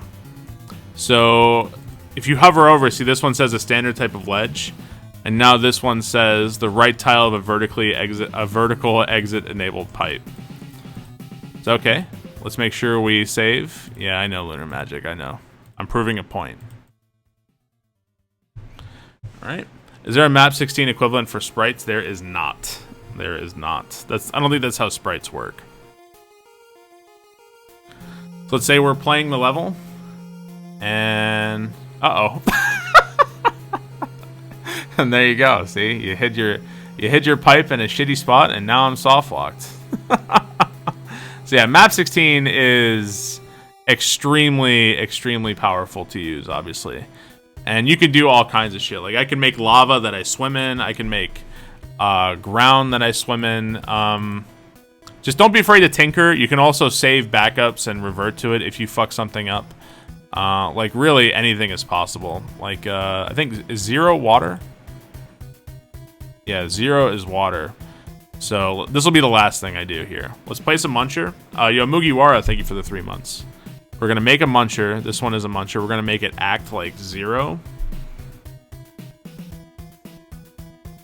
Alright, and then this will be the crowning achievement of showing you guys map 16.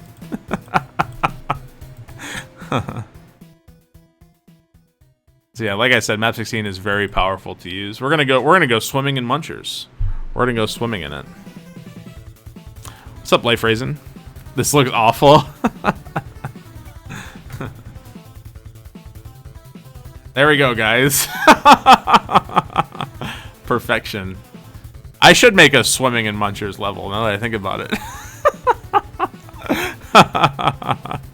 It's brilliant. Yeah, these are just some of the fucking crazy shit you can do in map 16. You can make water act like Munchers. You can make air act like Munchers. You can do any one of these things. And some of them are real. Yeah, it sounds pretty fucking awful. Has science gone too far? That looks awesome. Yeah, you can make the entire level out of Munchers. You can make Munchers that are not even there. They can be fake Munchers. They can be anything. Add a map 16 tutorial level to my hack. Yeah, I'm not actually advising people to do this. I'm just kind of showing how to make things in map 16. Okay, so we're not quite done with map 16 yet, though. And again, if you have questions about map 16, please feel free to ask. Let me turn off my arrow here real quick. Okay, so now I'm going to go over some things in map 16 that are a little bit more in-depth. How can you draw stuff manual stuff in map 16? I'm going to show you that right now, Lewin. How do you recolor stuff? Well, you want to use the palette editor to color things, but I can actually change the individual colors of things in this one. So I can change like this Muncher right here. I think I can just scroll through and hit different palette options on this Muncher, and that makes it access a different part of the palette memory bank and assigns it a new spot in there. So you can change the palette like this on things. If you want to do it manually, though, you have to use the palette editor. This is the palette editor right here. I wouldn't advise, if you're just learning, I wouldn't advise, like, you can experiment, you can fuck around with the palette editor, but I wouldn't go too far with it, to be honest, because you can make stuff pretty shitty pretty fast. How do you make a death block? A death block is actually made through the 8x8 editor. Is how you do that. The 8x8 editor is an entirely different thing. How would you do animated things in map 16? Well, most things, like you see, like berries and turn blocks and note blocks, like there's all kinds of things that are animated already. So I'm not animating things when I'm doing this. I'm just changing the makeup of blocks and stuff like that. Who made these tools? A bunch of people worked on Lunar Magic, I assume. I think Fusoya was the original one who made Lunar Magic. Yes, you do, Pianoville. You know where he flips anything? I mean, a lot of people wanted this. It's like the least I can do. You know what I mean? Like, there are plenty of tutorials out there already, but getting your questions answered live is a pretty nice touch, I think, and I can go over a lot of the basics for people. This is how I put my portion of Grand Poo World. I actually had outside help to do that, because that's actually somewhat complicated. All right, so let's go over a different facet of map 16, which is the 8x8 editing mode in map 16. So here's something I want to do. I don't want to use cement. Like, you could easily use cement here to make like a pillar, right? Let's say I want to make a 1-block pillar for Mario to jump on. You're like, you know, I don't like cement, and I want it to be made out of ground, right? Yo, Marshall, thank you for the sub, and Veilcheck, thank you so much for the gift sub to Flips. Veilcheck, thank you so much. But let's say I want this one tile thing to be made out of the same thing here, right? Let's do that. If you look here, the ground in Super Mario World never does that, right? So you have to make your own tiles that do what it is. So basically what I want to do is I want to make a one tile thing for Mario to stand on that's made out of this material. Is that clear? That's what I'm trying. That's my goal here. Okay, so let's make a new tile.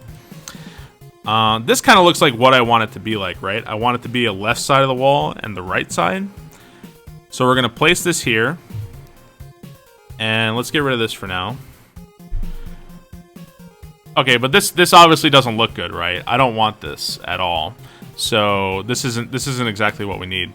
So if you hit this button right here, the 8x8 editing mode right there. Let me show you guys with the arrow. This is your 8x8 editing mode right here. You click on this, and now when you click on your map 16 files, you're no longer clicking on the whole tile itself. You're clicking on little bits of it. You see that? Each block is, you can actually see on this one, it's divided up into 4 spaces. So this is like the simplest way to draw your own tiles in map 16. So what I want to do is, this left side is fine, but I want to make the right side look better. So we go up here. So I want to combine this right half of this tile with this left half. You want to take this, left click that, right click it here. Aha! See what we're doing there? Take this, and see, this is our result now. Oh, I still have that stupid fucking. Hang on. 1 sec. I'm gonna get rid of my pipe there. There we go. Okay. So now we have a tile that hitherto did not exist whatsoever in Super Mario World. Nothing in Super Mario World looks like this. They do not have this. So now we've completely drawn a new kind of tile that never existed. So like, okay, well, we got the wall now, but what about the top, right? We don't have the top. Well, we do the exact same thing as with the top, right? So we have our left part right here. Let's left click this one, drag it here. Let's get rid of this. So now we just have to do the exact same thing with this top right side. So we have this part here saved. Go back in the 8x8 editor. This is the turn block thing right here. Left click, right click, and let's see, where is it? This is it? Left click, whoops, right click. Okay, and then we're good. Hit save, load into the level. There's another way to do this. I'll show you guys the other way to do this as well. Let's save our ROM. Let's not forget to save. And this should look just fine. There are overall 8x8 or 16x16 tiles editable in here. You need to... No, you can edit 8x8 tiles in 16... Yeah, you can edit them right here. That's what I just did. Load back up into Big Dick Land.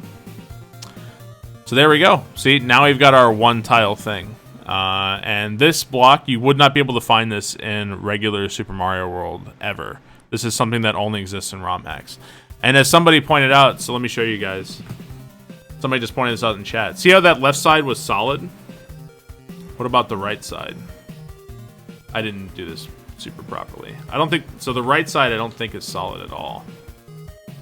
This is something I do often. These new blocks. Let's go back out of the 8x8 editor.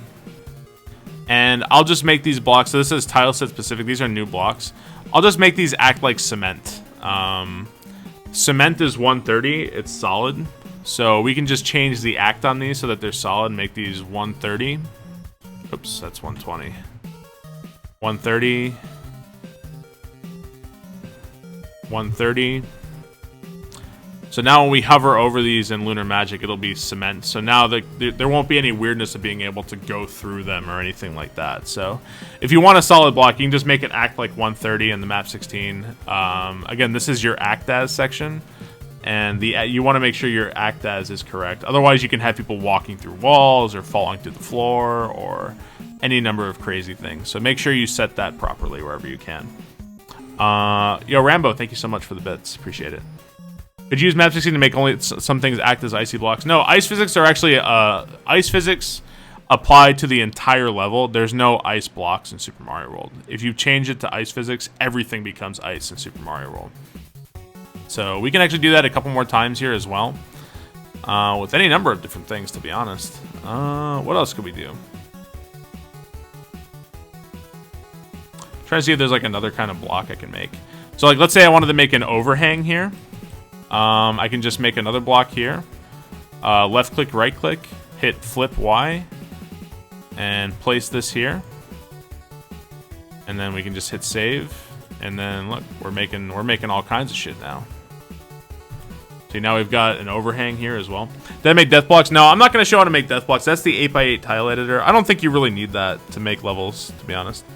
Do ice physics affect swimming? It'll affect the ground, but yeah.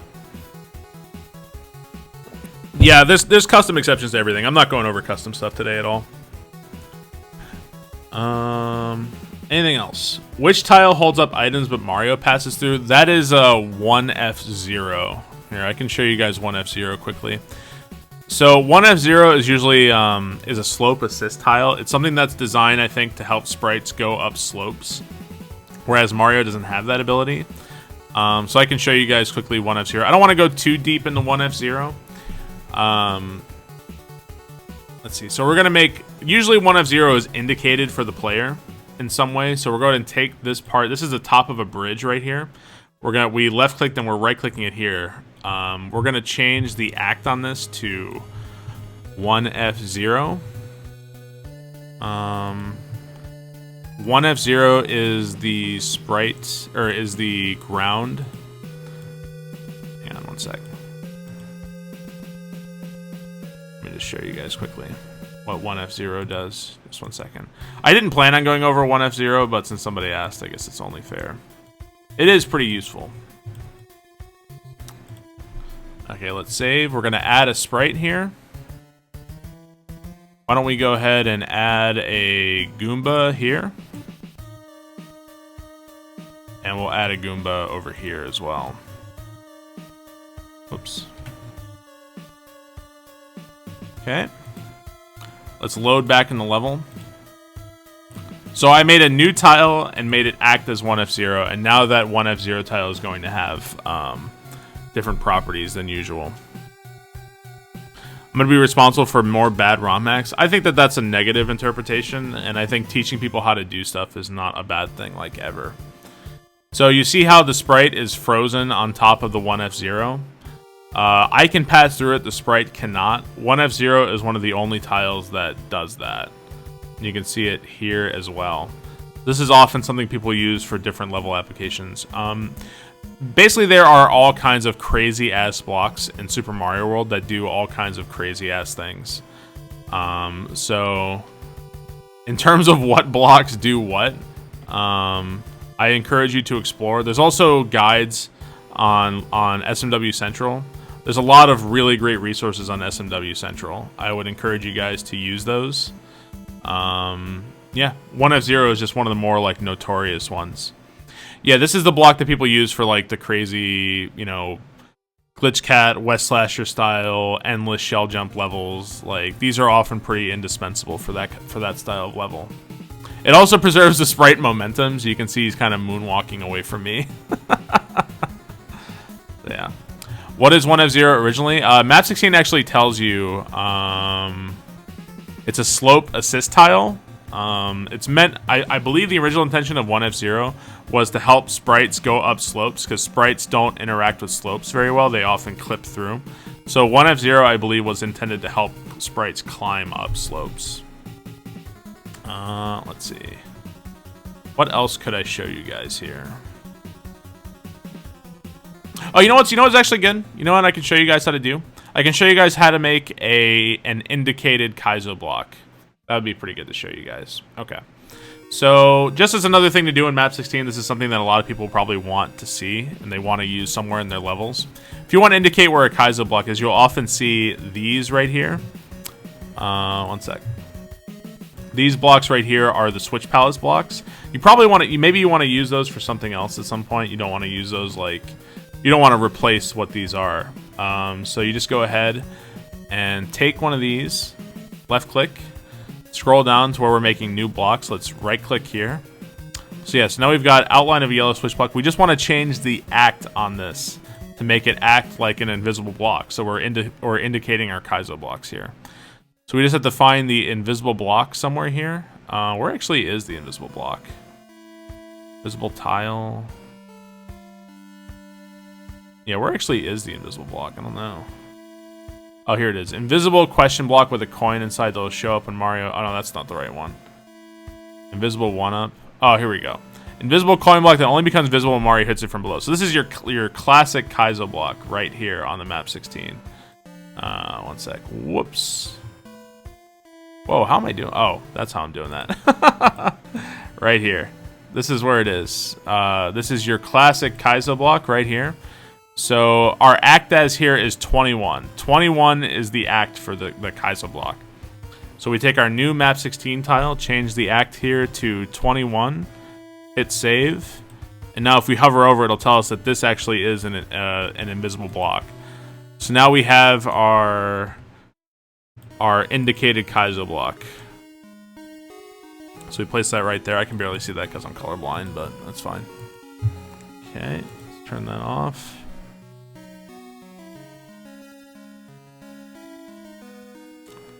You can't find it because it's invisible? Yeah, I always forget the numbers for these. All Kaizo blocks are funny and original. Okay, so here we go. There is our indicated Kaizo block right there. And then it acts exactly the same as a Kaizo block would, except you can see it. So as simple as that, right? You would know right away. For future tutorials, I don't know if there will be a future tutorial. This might just be it. Any other questions about like map 16? I know map 16 is kind of complicated. You guys can always refer to this later to see what it is I'm doing. But really, like, again, I can't stress how important map 16 is to like learn. And then as soon as you learn it, like a lot of things become possible and a lot of things become way easier. So I'd really stress learning and spending some time with it. Why is map 16 so special? Map 16, if you're only making your Mario levels out of the things that are pre-made for you, you're like handcuffing yourself because you're not able to do so much. Like, you wouldn't be able to have upside down munchers, you wouldn't be able to have this one F-Zero, you wouldn't have indicated Kaizo blocks, you wouldn't have these one pillars, you wouldn't have like any of this stuff because this is all stuff I made in map 16. I also wouldn't have Death Dirt, I wouldn't have like any one of these things. So map 16 is extremely, extremely useful. What are maps 1 through 15? Are map 16 changes applicable to other levels? So if I load up, like, let's say I load up a different level, let's say 106. I can go into map 16, and all of the tiles I made, like the upside down munchers, they're still here. My indicated Kaizo blocks are still there. Like, you can access all of these already. If the tile set, so some tiles are tile set specific. So like if you make a spike in if you make like an upside down spike or something in a castle level, you can't load that because it's still tile set specific without some extra legwork into another level. If that, I think that makes sense. Does that make sense? How do you make different things come out of a Kaizo block? Well, so there's a list of things. If you look at these tiles right here in map 16, this one's an invisible coin block. This one's a 1-up. This one's an invisible note block, actually. This is an unused invisible jumping note block that only becomes visible when Mario hits it from below. So these are the only ones you have there. You can't make like a boo ring come out of an invisible block. You can't do that in Super Mario World. Not without some custom ASM shit or something like that. How do you make a vertical vine come out of a block? That's easy. You just need the correct tile. So you go to your Add Objects window. If you look through. So there's turn block with a flower inside, with a feather, with a star. You just got to find the one with a vine. Let's see, where is it? Oh, if you wanted to find this, here's a question block with a green turtle inside. That's actually under the object window right there. Let's see, where's the one with the vine? Here it is. Okay. So you guys remember that platform? Let me get rid of all this shit. You guys remember that platform I showed you that changed based on the X and Y position where it was a 1 and 4? Do you guys remember that one? Because that's actually relevant right now. Please tell me you guys remember that one. You achieve a similar effort by making a blank air square act as a question mark block. Yeah, you can make blank air act like a question mark block. You can do that. That would be like making a Kaizo block in reverse, right? Pop quiz time? Right, okay. So this block changes depending on the X position. So exactly the same as that platform. This one changes depending on where you place it, left or right in the level. So you can see here by hovering over, I have right here. Whoops, that's my desktop again. If I hover over, it actually tells you what's inside the block in this position. So right now it has a vine inside of it. If I move it one to the right, now it has a star inside. If I move it one more to the right, it has another star inside. So this one is depending on your X position what this block will give you. This one gives you a 1-up now, gives you a vine, and it cycles through it. It only has like 1 of 4 different things in there, but that's what it is. Depending on where you're placing it, it changes because they occupy the same place in the memory. So, can you make a block trigger fast auto scroll? No, you can't. So yeah, it actually, again, it tells you whether it does. So this is another example, right here.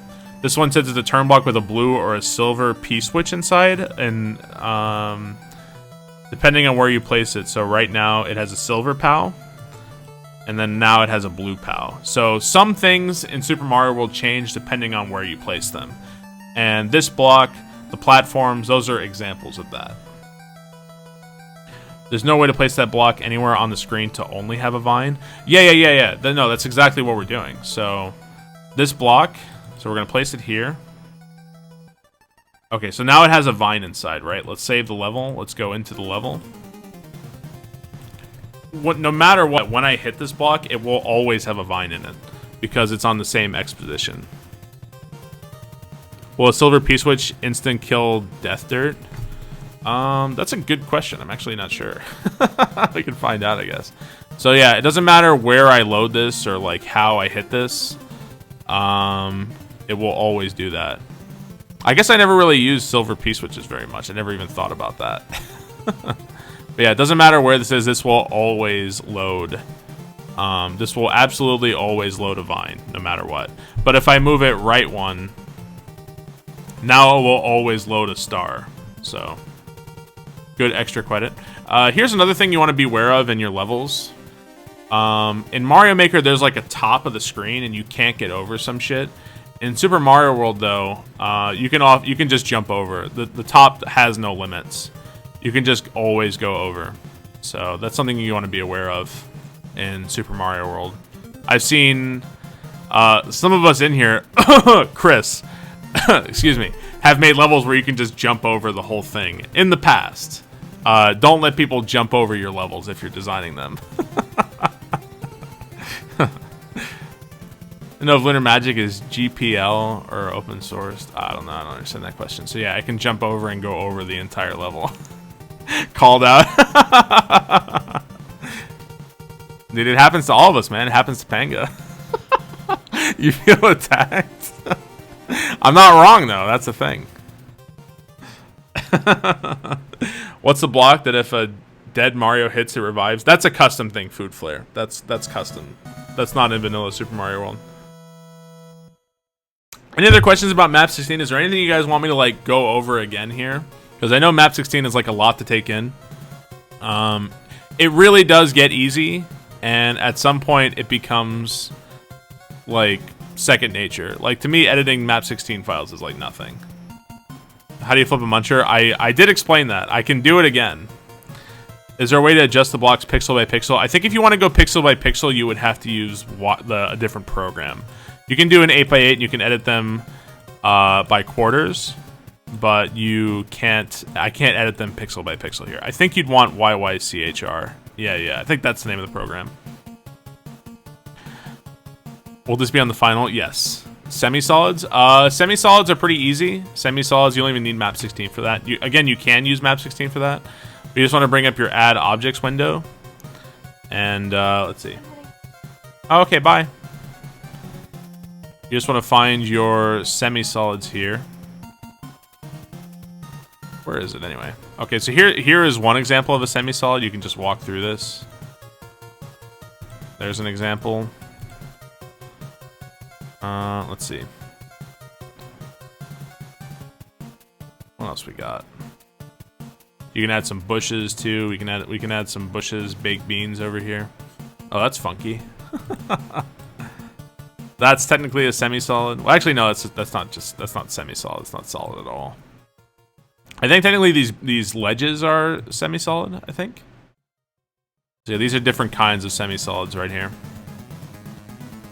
We can load in. Why is there 2 options for block with a green shell? I mean, there's some things that are left over in the game's memory and the files that they never even used for the original Super Mario World. So there's like sprites that they never used, there's tiles that they never used and stuff. So yeah, here we have some semi-solid options right here. These are also semi-solid, so you can jump up through them. There are different kinds of semi-solids in the game.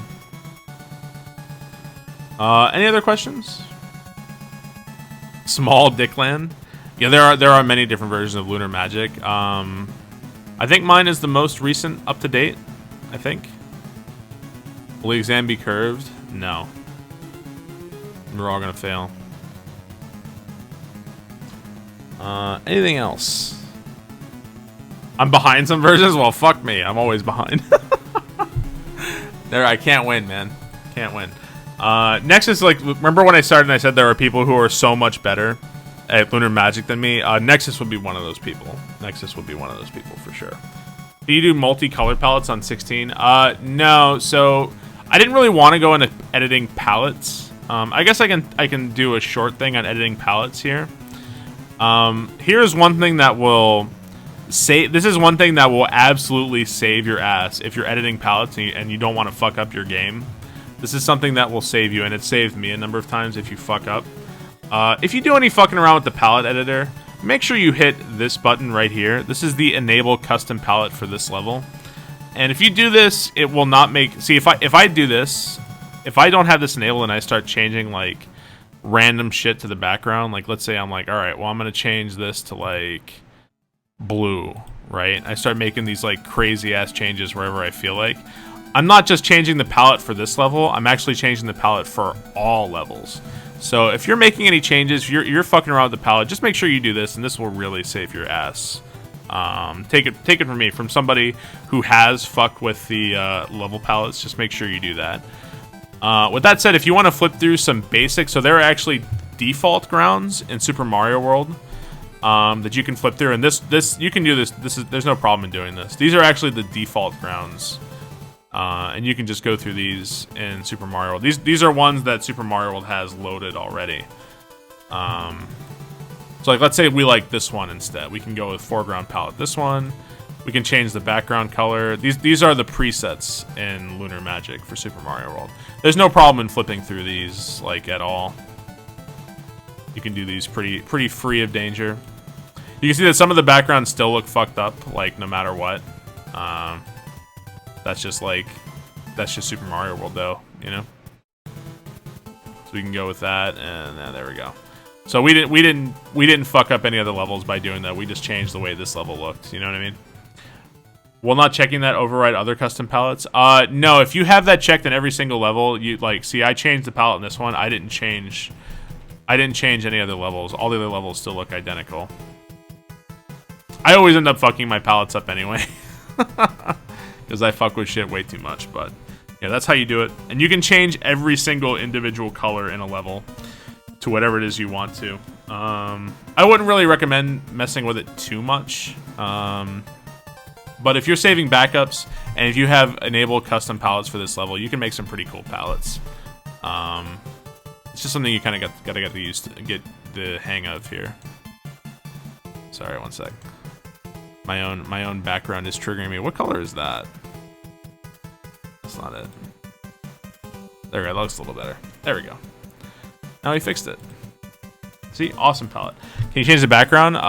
Yeah. I can change whatever I want. I can change this to that. There you go. No problem. So this is our back area color. This is how you change the background to whatever color you want. My eyes! This supposed to be fun for colorblind Barb. I mean, you can do all kinds of crazy shit, man. Like, the sky's the fucking limit. You can make flashing ground. You know, you can do all kinds of stuff. Alright, I think that more or less covers everything I kind of wanted to talk about with map 16. I think that To some extent, the only way you'll learn is by fucking with it and learning how to do stuff yourself. I think if you just if you try to like replicate the things I do, you can figure stuff out yourself pretty easily. If I want to get rid of everything I just said, I can just, if I just do this, this will default me back to what it was before, and I'm just a few clicks away from bringing back what I had previously. So we can just go back. We're like already back to default. Yeah, so now we're back to default colors, and then we're fine. That's what you've been doing. Yeah, if you recreate what I'm doing as I'm doing it, you'll learn eventually as you go. All right, I flipped the muncher like 3 times. All right, so now I wanted to cover something a little bit different, because a lot of you guys, like, you don't want to use the same old boring, sprite sets in like every single level. You know what I mean? Like, you don't want to do that. I totally get that, because I change my sprite sets all the time. We're actually going to go over how to change your graphic sets so you can use like all different kinds of sprites and shit that you want into a level. Please keep in mind that nothing like... Yes, there are always exceptions with Super Mario World. Like, you can make your own graphic sprite sets. You can create overwrites. You can actually download custom sprites. So you can do all kinds of crazy shit. I'm just going over the very basics of changing how to do that. Okay, so yes, I know there are exceptions. I know some people know all different ways around how to do this. But for most of you guys, I think this is like your first exposure to this. So we're just gonna go over the very basics here. All right, so how do we want to change graphic sets? Let's say in this level, I really want thwomps. Like, I really, really want thwomps. Right now, we just have the basic ones. We remember this, we started out with level 105, so we've got like Bonsai Bills, Mega Mole. This is the same tile set we've been working with. Okay, we want to hit this one. This is open our change of graphics index right here. It is the poison looking mushroom right there. This is our graphics index button. And this actually shows you what graphics files you're loading when you're making this individual level. So let's say I just want to straight up change it so we have thwomps. At the very basic level, all you have to do is scroll down to this menu, hit the castle button, hit OK, and now if you load up your sprite set, boom, thwomps. It's as simple as that. They will load up properly, absolutely no problem. So we load into level, hit save. Let's jump back in. And our thwomps will appear absolutely no problem. It's pretty much as simple as that. Is a skewer a block or a sprite? A skewer is a block. It is not a sprite. Can I start all over? No. I'm not starting over. There we go. Got our thwomps in, no problem. Okay, absolutely no issues. Thwomps also, remember, have like the best hitbox in Super Mario World. No issue with them whatsoever. So what would happen, let's say, like, okay, well, Barb, I don't believe you. I played Mario Maker. I don't have to do that. Well, here's the issue. If we go, let's say we go back to our original tile set, which was Bonsai Bill. You're going to get some shit like this. See how our thwomps just changed? And let's load back into the level. This is why you want if you want to make a ROM hack that people want to play, you're probably not going to want to have it look like fucking garbage. So... if you don't have your correct sets, like now my thwomps look like this. Yeah. And if I see this in a ROM hack, I'm probably not going to want to play it. You know what I mean? I mean, Yump and stuff can be fun, but most of the time people do not want to play a game that looks like this. Just a fair warning. Yeah, Keck World. It's looking like Keck World. Yeah, so the reason why this happens, and I've explained this many times, is that sprites... basically, Super Mario World, like, if you look at a Super Nintendo cart, there's only a set amount of space you can fit on here. So all of the sprites are not individually located in the game's memory. They often overwrite one another. So if you don't have the right things loaded, it won't look the way it should. That's like the TLDR of why these sprites do this. And that's one of the benefits Mario Maker has, that Mario Maker is able to keep all of these sprites in their own place in the game's memory, so they don't overwrite one another. But that's why that basically happens, in the long and short of it. Who would fucked up sprites like Pokey throwing Chucks? Sideways thwomps are custom. They do not exist in Super Mario World, so that's a custom ASM sprite. Okay, so let's actually switch back. We're going to switch back to the castle tile set. And now my thwomps look just fine here. If you load up your tile set, you can see all the other things you've loaded here as well. Again, if you're trying to change it, you want to use your poison mushroom right here, which is where my arrow is, and this is how you change it. We're going to go into more in-depth in just a second on a more complicated way to do this. So this, you can see now we don't just have thwomps, we have all the other castle tile sets as well. So we've got grinders, which you can place. We've got Bowser statues. We've got reflecting fireballs, we've got pencils, like all of these things exist, whereas they previously did not in this tile set. Does SMW have no collision clouds as a block? There are clouds in Super Mario World you can use. Let's see. How do you make a keyhole not a secret exit? I think if you put a key in a keyhole, it always activates the secret exit, I think.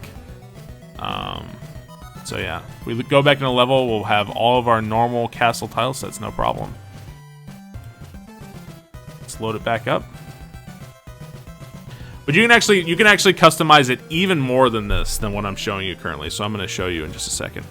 Why is there a pencil at top? So the pencil's really long, and if things go off the bottom of the screen, it just screen wraps to the top. So you would never even see that or know it was there if you were making this level. Whoops. How do you make a trash level? I'm not here to teach you guys how to make good levels. I'm just here teaching you how to make levels.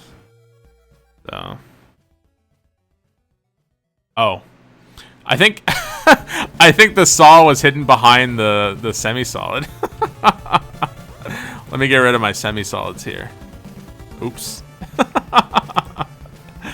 I keep accidentally trolling myself today. How do you put in a complicated shell machine that breaks half the time? That's a good question. Cookie World had a false key exit? I don't know. I don't even remember it like at all, to be honest. Okay, so everything should load in. There's our saw right there. There's our Bowser statue. So if I hadn't changed the graphics file, like the graphics tile set, none of these things would have loaded properly. So, yeah, got it all in there. Speaking of semi-solids, right? I'm giving you the tools to make. Yeah, I'm giving you the tools to make your own garbage. Exactly. It's precisely what I'm doing. Okay. So let's say you're like, okay, well, Barb, I'm not just happy with the castle set, right? Let's say you also want number platforms. So we want number platforms and we want some of the castle tile sets. Okay. This is actually a different thing you want to do. You want to, usually you can do it with your poison mushroom. There's actually a button right next to it. It's your red poison mushroom. If you click on this, this is going to look like kind of scary, but it's okay. I'll talk you through it. We'll get through this together. This loads up your graphics bypass. And this is a way that you can change individual things in like individual memory slots and individual memory things where you can load up all different kinds of shit everywhere. So let's check this, okay? So pay attention to these two numbers because right now we're only worrying about the sprites. That's what we're worrying about. So we've got SP312, and SP43, okay? Let's take a look here. So number platforms, if we remember right, they were part of the Bonsai Bill. Bonsai Bill was SP420. So let's load up our graphics thing. Let's change the SP4 to 20. Let's do that. Okay, so that fucked up our thwomps. But if we go into the level itself, you see now we have access to both a mixed tile set now. We have both castle sprites and we have sprites from the Bonsai Bill. So you can mix and match your sprite sets pretty easily in Super Mario World in Lunar Magic by hitting the graphics bypass. But one thing you just always have to remember is that some sprites just don't work together. Like, you just can't do it. So you can't have thwomps together in a level with, like, a number platform. Unless you have, like, I am aware that there are ways you can, like, get around that and shit. But yeah, this is like the easiest way to do it, just for the very basics. And I often never extend beyond that. I usually just stick with that. So yeah, we've mixed and matched our tile sets. So now we both have castle and we have moles and shit too. So we can do a pretty fair amount with that. Yeah, but that's basically how you do that. Did that make sense? And you can mix and match any number of different tile sets. I find that SP312 is one of the most useful memory slots in the game because it gives you access to a whole bunch of castle sets. Is there a way to bring forward for sprites? Saw behind Roman pillars or saw in front? You can change the way some things act in map 16, and you can make new ones with different priorities. But yeah, that's possible. I don't think that's really something we got to cover too much though. Yeah, so you can make all different kinds of tile sets. Here, let's make a new tile set just for fun. Why don't we mix and match our water tile set? So let's take a look. Water here is SP4 6 and SP3 13, right? So we go into our graphics bypass, which is again the red mushroom right up here. We're gonna change SP4 to 6. So now we have dolphins, which we did not have before, torpedo Teds, and we have castle set, like castle items as well. So now you can do all kinds of different crazy combinations here.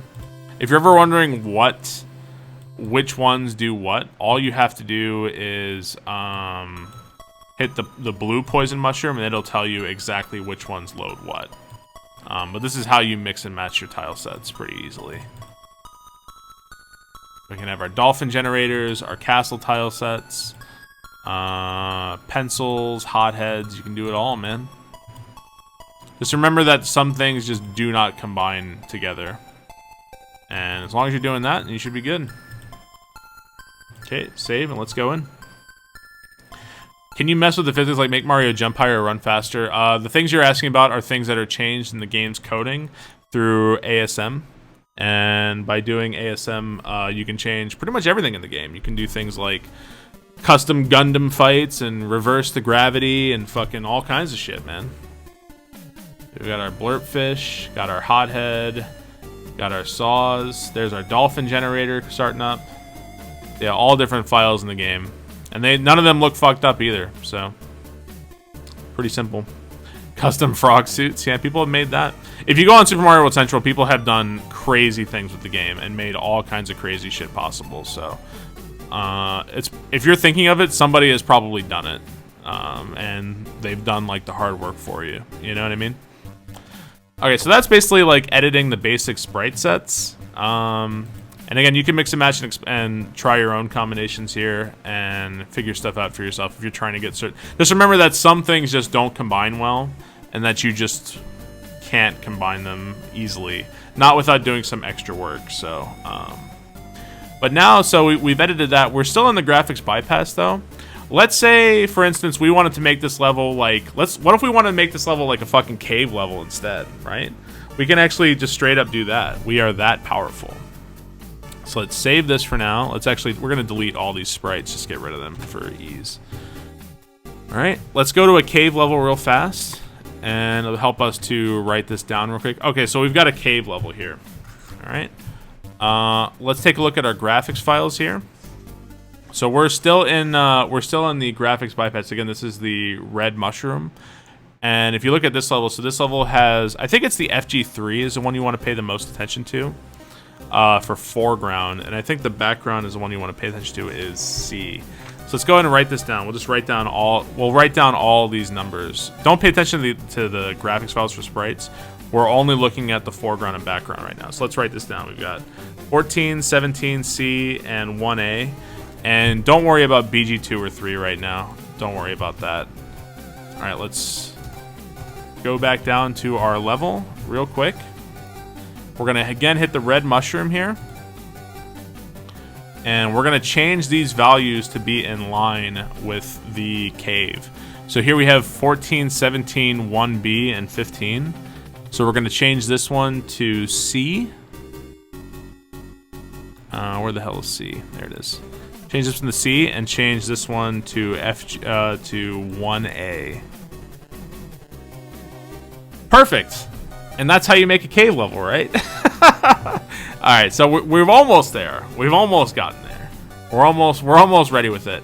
Why does this look so fucked up? Because there's one other thing we have to change. So we're going to go back up. We did successfully load the cave ground, though. So we're almost there.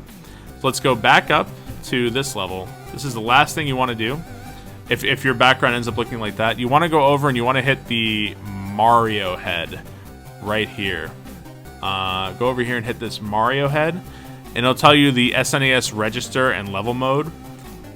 This one uses 0A for the level mode. Or actually, we don't want 0A because 0A is actually a vertical level, so we actually don't want that one. Never mind. We'll go over vertical levels in just a second. Hang on. Okay, let's use this one instead. So this one is 0, 0 is the level register. So we want to go back down to our level, hit our code here. Oh wait, did I do something wrong? Wait, how actually do I do this? Is it Sprite? No, it's not Sprite memory. Oh damn, how do I actually do this? Yo, where's Nexus?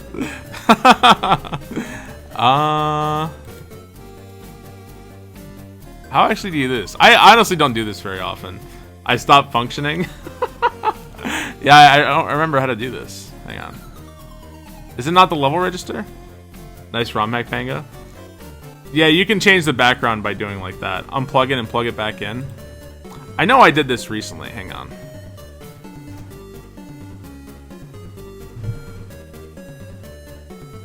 That's 0, 0. I don't think it's the sprite memory. Not that one. Bypass music. Huh. BG editor next to the map 16 button. Yeah, I mean, I know about that, but you can just, you don't have to do it like that. Alright, well, I can show you this other way of doing it. So this is level 10A. There's another way to do it. I was trying to show you the other way.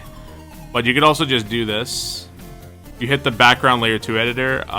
You can change the background by doing this. It says copy background image from another level. And you can just do this and say, let's see. Oh boy. Well, I mean, I guess that's better, right? Is it next to the map 16? Oh, we're almost there. You didn't know of the other way? That's the other way is how I used to do it, but we're getting there, right? This is amazing. This is how you know you're getting too old. Listen, dude, I don't know. I don't do this too often. Okay, so one of my graphics files is still fucked up. Let's go ahead and save this. I told you guys, I learn something new every day in Lunar Magic. I learn it every day. So this is 0, 0. That's also 0, 0. 14, 17C and 1A, right? Yeah. 14, 17C, 1A. Why is it doing that? You're learning? I actually don't know. I don't know why I've got the partial thing loaded wrong here. Maybe it is the sprite memory. I don't think so, though. No, it's not. Yeah, I actually don't know. I don't usually do this, to be honest, because I usually, if I want to make a level with a different background, I won't usually do this. Delete the semi-solid? No, that's not going to be the issue. The semi-solid obviously looks fucked up, but yeah. Can you go back to 10A? It's the animation? Yeah, it's the twinkles that are changed. But, yeah. I don't know, I fucked something up here.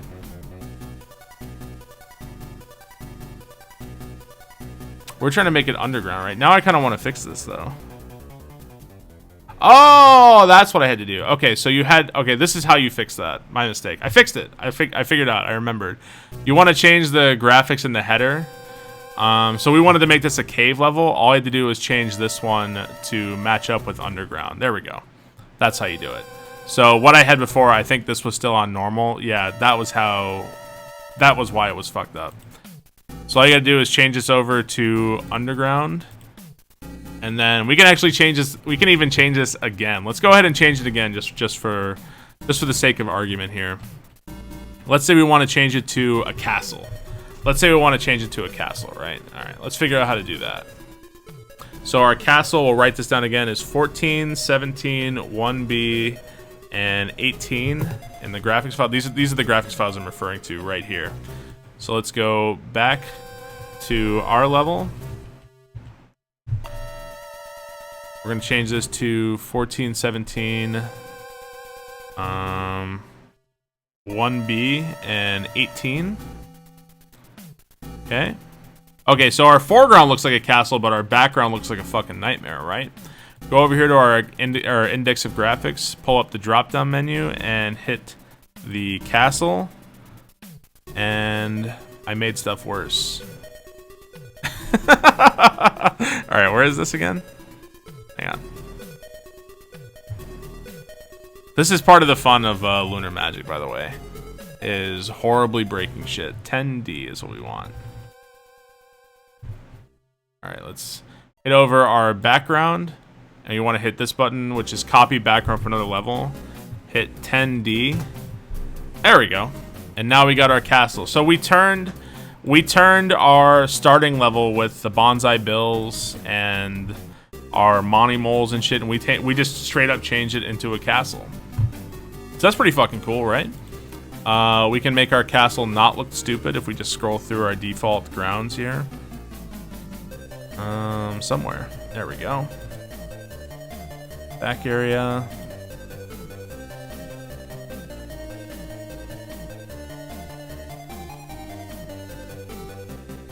There we go. So the funny thing is here, let me load up my emulator now. And let's actually turn on the music here. Here, let me turn this off real quick so you guys can hear the game.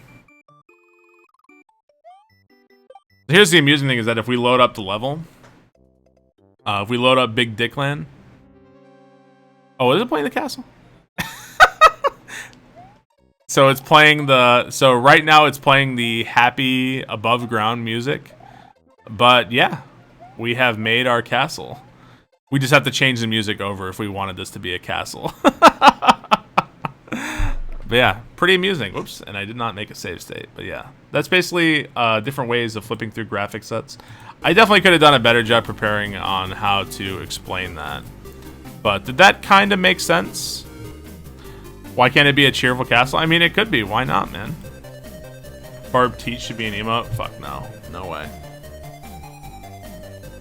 How can you get custom music? There are tutorials online. I'm not gonna go over that today. How do you change the title screen? I'm not gonna go over that either. The title screen is actually a level that gets loaded up. I don't remember which level the title screen actually is, though. I actually forget. But the title screen is a level that you load, and if you change the level, you can actually record yourself playing that level, and then that loads up on the title screen. But I'm not going to go over that today. That's going to be too much. Oh, how do you do the level goal? That's actually a great question. So let me go ahead and go over that. First off, let's actually change this back maybe to not a castle. Let's actually, we'll go over it one more time. And let's show you guys how to make the end of a level. We'll go back to normal.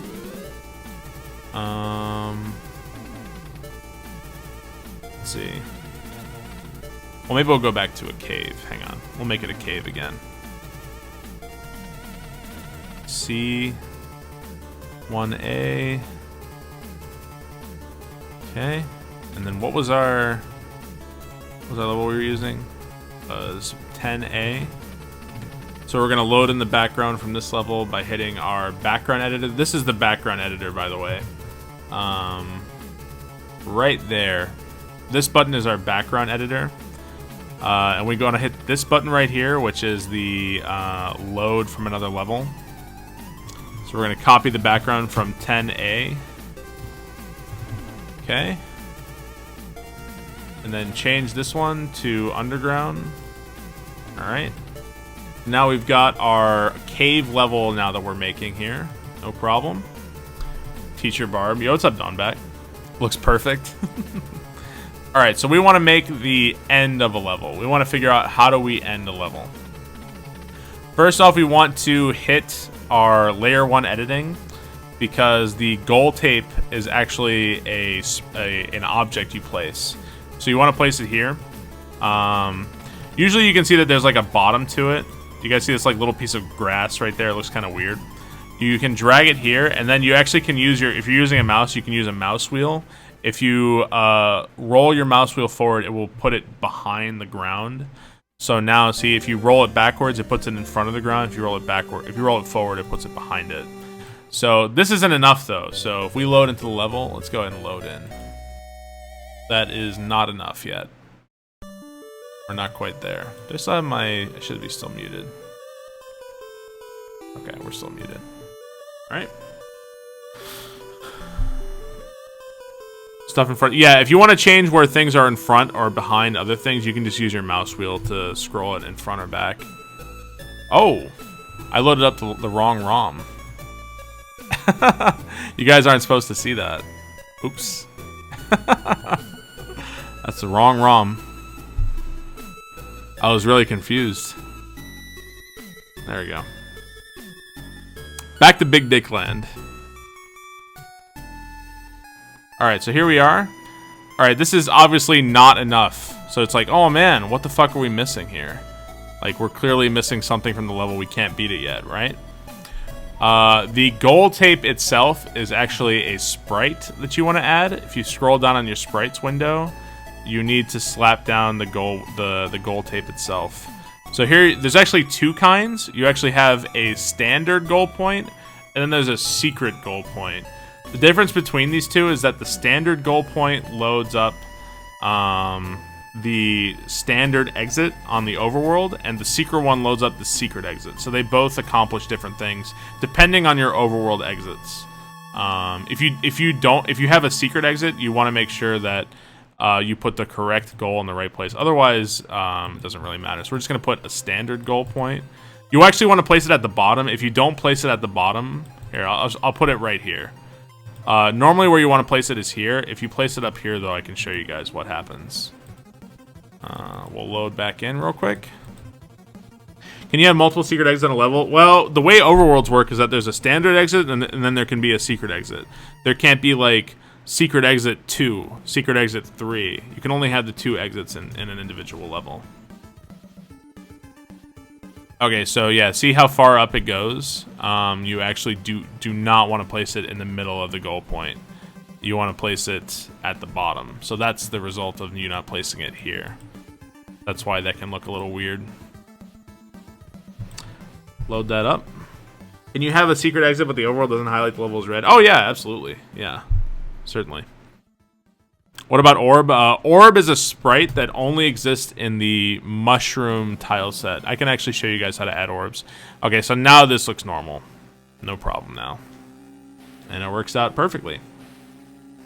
Can you put the gold tape anywhere? Oh yeah, you can put gold tapes. Like I could put a gold tape here, here, here, here, here, here. It doesn't matter. I can put them anywhere.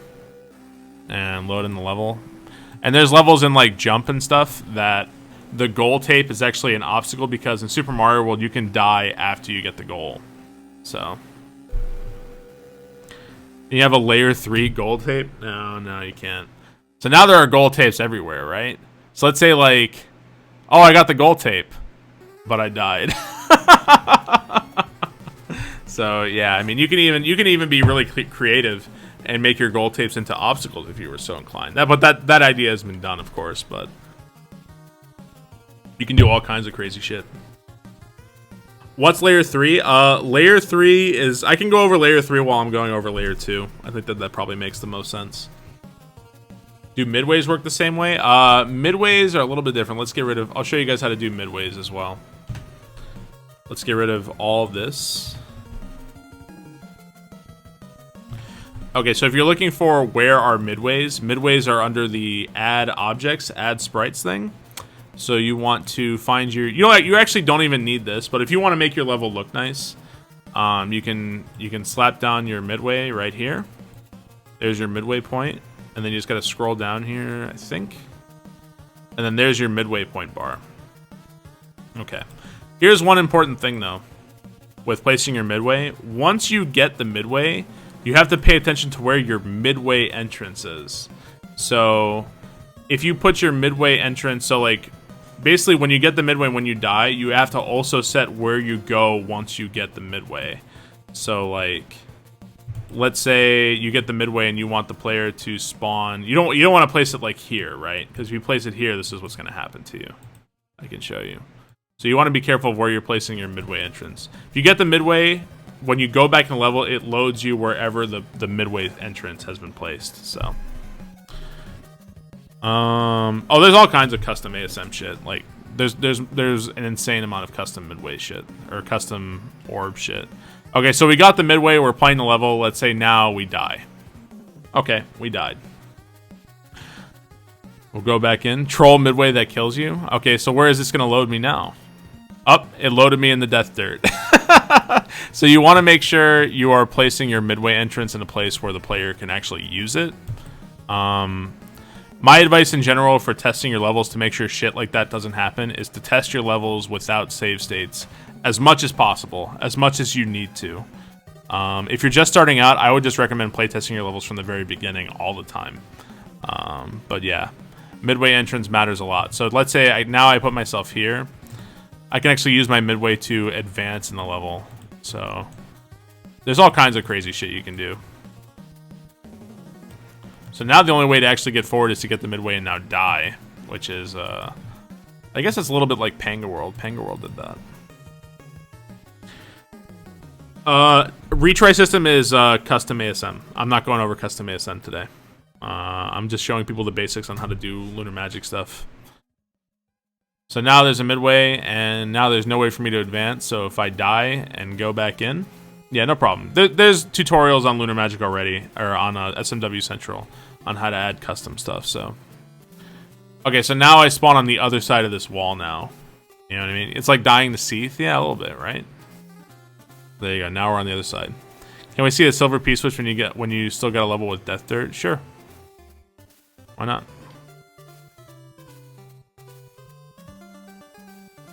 Dude, I can't get a wall clip. Give me a wall clip. There we go. Well, I didn't get the wall jump though. Ah, fuck it.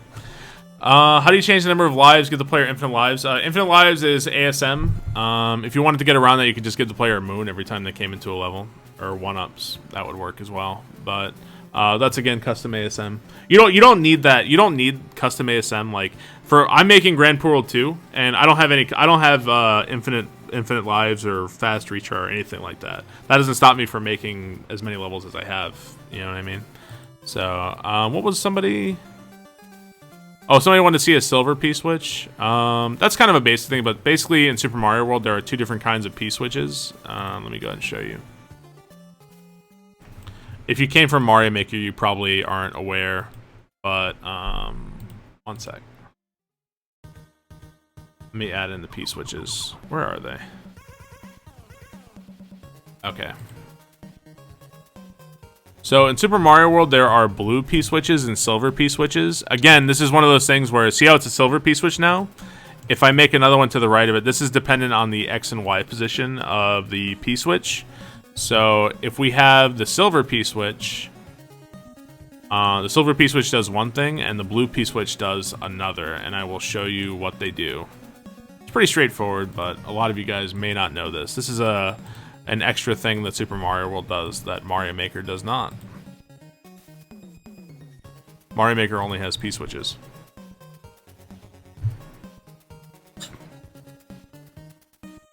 Isn't every stream kind of a Q&A? No, when I'm making levels, I don't really have time to answer like every little question. But now I've specifically set aside time to do it. Okay, so this is the silver Pswitch. The silver Pswitch turns munchers into coins.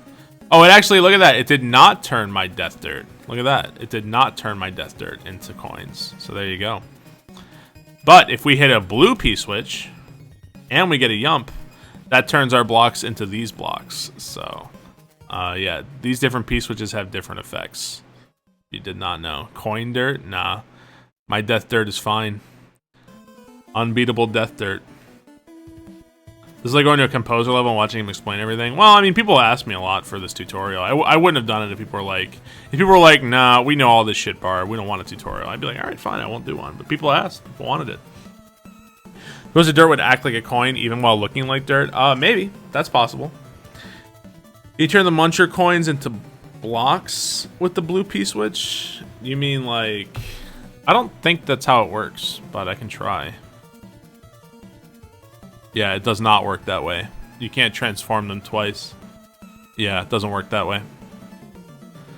Have I built anything with the silver P? I don't think so. I don't think I've ever used it, to be honest. I don't use Pswitches very often. In fact, I don't think I have a single Pswitch in Grand Poo World 2 yet.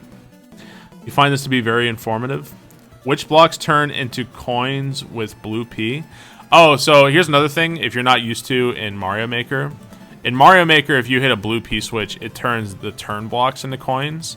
That is not the case in Super Mario World, however. Instead, it turns these blocks, the used blocks, it turns those into coins, interestingly enough. You can actually make blue P switches make blocks appear as well. Which that's something entirely different. So P switches in general are a lot more dynamic in Super Mario World. Okay, so these blocks are still the same. Turn blocks are not affected, but now the used blocks have become coins. So yeah, vanilla Super Mario World class. Can I test if Death Dirt behaves like that? I mean, I don't have a way to get on top of the Death Dirt here, so. My Death Dirt is so de-cheese, I can't even get up there to try that. Let's see. So, any other questions on... I guess the last thing I wanted to talk about was Layer 2 and Layer 3, but... anything else about, like, graphic sets or sprites or anything else? Now's a good time for questions if you guys have any. I feel like I've been talking all fucking day. I'm tired. I'm already tired of talking, man. Any other questions I can answer on this? Oh, I was going to show you guys orbs. That's right. Okay. So if we want to load in orbs, orbs only exist in the mushroom tile set, I believe. So if you scroll through, you see like, okay, the mushroom tile set is 13.5, SP3 13, SP4 5. So we'll go on a graphics bypass. SP3 13, SP4 5. Okay. And then we load up our sprites window, and then if we look through, we'll have all of the mushroom sprites here. And so every individual sprite actually tells you where it comes from. So if you want goals, if you want the orb, the goal point question sphere, you want SP45. That's what you want. So like you can now you can add orbs wherever you want to. You can have a level of falling orbs. Load back in. Hot for teacher. Have I already explained overworld creation? Overworld creation is a really complicated, time-consuming thing. I showed how to edit like level tiles and how to change the like Yoshi's Island so you can test really fast, but I didn't show you how to do an entire overworld. That's too time-consuming. Maybe I'll do that in the future, but I'm not really that interested in spending like 3 hours doing that. Oh, my orbs are floating up there. I thought they were gonna fall. I thought they were gonna fall. All right, now my orbs will appear. I never realized orbs floated. I don't really use orbs like that very often. You wish orbs fell? I'm sure there's a way to do it. All right, so now we've got our orbs, and as always, these orbs actually will just kill you because you can't control Mario once you've done that. Yeah, those are our orbs right there. An orb escort. Yeah, these just kill you. Let's see. Oh, there was somebody who wanted me to show them how to make a vertical level. Do you guys want to see that? How to turn this into a vertical level? I can do that pretty fast. That's pretty easy to cover. Yeah? Okay.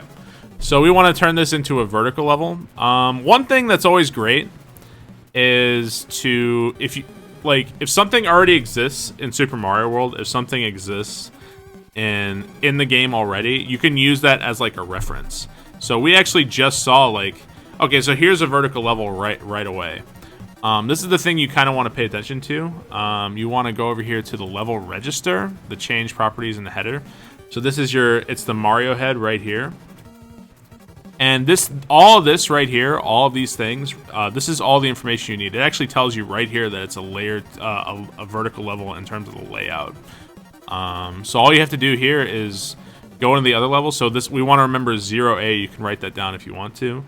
Go back to our level here. Change this level register to 0A. So we can see that this says layout horizontal. Change this over to 0A. And then now we have a vertical level. Of course, everything is fucked up because it loaded all the things we had already made into the level already. But yeah, we've just turned this level into a vertical level. Pretty much as simple as that, just by changing the level register. And we can change it back pretty easily just by going back to 0, 0. But yeah. Vertical levels in general take more time to make because of the way Super Mario World is designed. And I can explain what I mean by that. Yeah, so it's just changing it over from... just changing the level register. So let's just start over completely from scratch. Here's one important thing. So we're at the top of the level currently. You want to... if you're making a vertical level...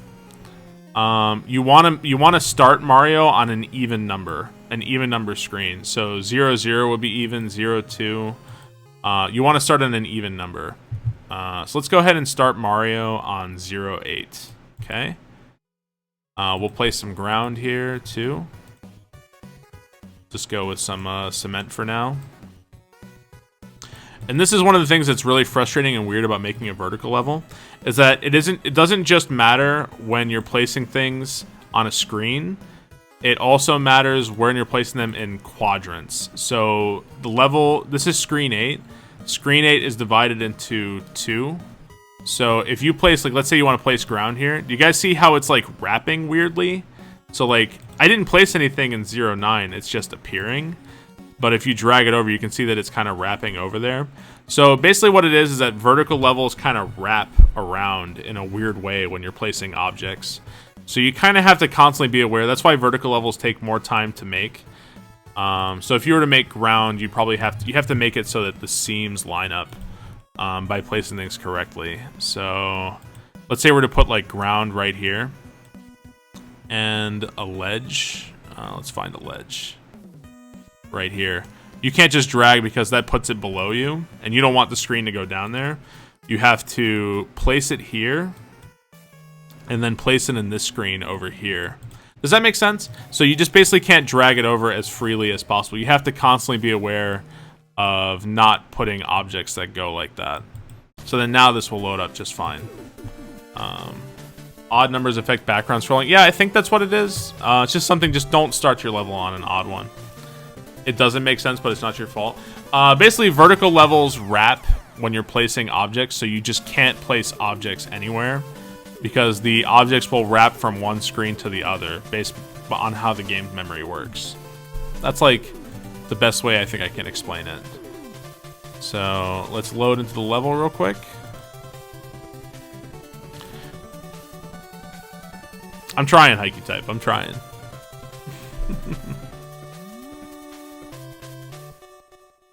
Back to Big Dick Land. And we are in the level. Now we have our vertical level. And vertical levels can go up really high. 0.8 wraps to 0.7. Yeah, well, no, it doesn't wrap to 0.7. It wraps to 0.9. I think it's because of the way these levels are made in the game. And they just wrap from one screen to the other. So it's you kind of have to piece them together in weird ways. But yeah. That's how you make a vertical level. Or you could just, if you're lazy, you could also just find a vertical level in the game, like this. And then just make your level out of this. Like, there's nothing wrong with doing that. You know, there's absolutely nothing wrong with doing that either. It's probably related how yeah, pretty much Hick-Thur, yeah. That's pretty much it. Any other questions? Any other questions? I like the Q&A, because the Q&A gives me stuff I can fix. I can answer for you guys directly. Anything else I can help you, like, I can answer for you guys? I feel like this has gone pretty well, to be honest. I feel like I've helped you guys a bit. Anything else? How to change music in a level? You can change music in a level by hitting the note block up here. And then you can do music bypass. And you can change it to any one of these presets. This is obviously not custom music. I'm not going over how to show custom, I don't want to show how to add custom music in there, because that's just like a whole rabbit hole I don't really want to do. But yeah, if you want to change the music, like let's say you turn level 105 into a vertical cave level, you can just change it into cave drum. So now it'll load up cave music instead of like the overworld music or whatever. Or you can add in, let's see. We can even make this Bowser music, and we can load in.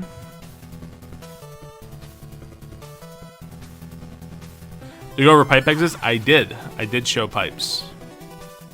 I did show multiple exits, yeah. What's the black bars in the background? That's just the way the background looks. Oh, you know, that brings up a good point. Hang on, let me show you guys something real fast. First, I'll show you guys the Bowser music. Oop. Is sound enabled? All I hear is NES music. Oh, there it is. Now I can hear it. So yes, we have Bowser music playing in our cave level. Can you guys hear that? Sour, please. Yes, you can change your music based on the presets. You can barely hear it. Yeah, it's not too loud. A little. Now you guys can hear it. Yeah, we put on the Bowser music in this level just to show you guys how to change the music. Again, it's the note block right here. And then it brings up your bypass music. And you can actually change your time limit here as well. So you can change your time limit to like 100 seconds or whatever. So there's all different things you can do right there. We'll go ahead and put this back to cave drums. And then there's something else. Somebody reminded me of something I wanted to show you guys here real fast. How do you edit the speaker block text? I think the speaker box... Hang on. I can show you guys how to do that real fast. So the speaker block, I believe, is a sprite you place. Yeah, so here's the info box. There's the info box. So the info box can have 2 different messages. It depends on whether your X and Y position. So you can have 2 different messages in it. So this one will pull up message 1, a level 105. So you want to place that first. And now I think you want to go to the overworld. And I think it's this one right here. So edit message box text. Let's see. And where is... I have to go to 105 here. Okay, so this shows you 105.1 and 105.2. So we're trying to edit 105.1. So we want to go to 105.1 and we can say Barb is a gentle lover with... Barb is a gentle lover. There we go. Why don't we make it say that? Save the ROM. Save the level. Load back in. All that is left is Bowser's. No, none of that. Oh, that's probably really loud. I'm sorry. There we go. Now it's probably not so ear-piercingly loud. Alright. Load back in and it should load up just fine. Yeah, I'm going to do layer 2 and 3 in just a second. Can confirm. Okay, so we have our message block and then boom. Barb is a gentle lover. There we go. Best message ever. Can I go over how I did the ground in the second part of Aokigahara? Yeah, I can go over that shortly. Whee! But I like it rough. Does the hole kill you? Yeah, the hole kills you. So I don't have the bottom. There's nothing below here. But if I put more shit, like it's just like the other level, where if you want the screen to go there, you have to put shit there. So I'm gonna put shit at the very bottom of the screen here. Now if I drop in the hole in this level, the screen will continue to get dropped. So. Can you see the tutorial in a video? I'll probably upload this to YouTube. I'll probably upload it to YouTube. Okay, so now see how the screen looks different already? So now if we drop down, we'll be going down. So the background looks super fucked up, but now we've made the hole doesn't kill you and you fall for a lot longer.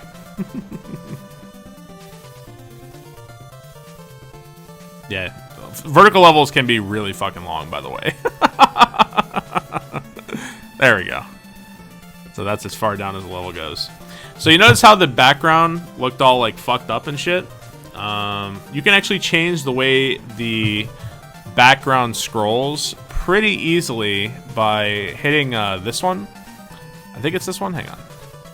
Yeah, change other properties. It's this little button right there.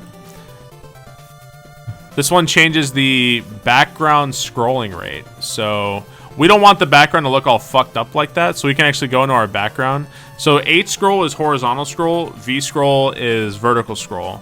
So we're fine with the horizontal scroll. Let's say we want the vertical scroll to not look so fucked up.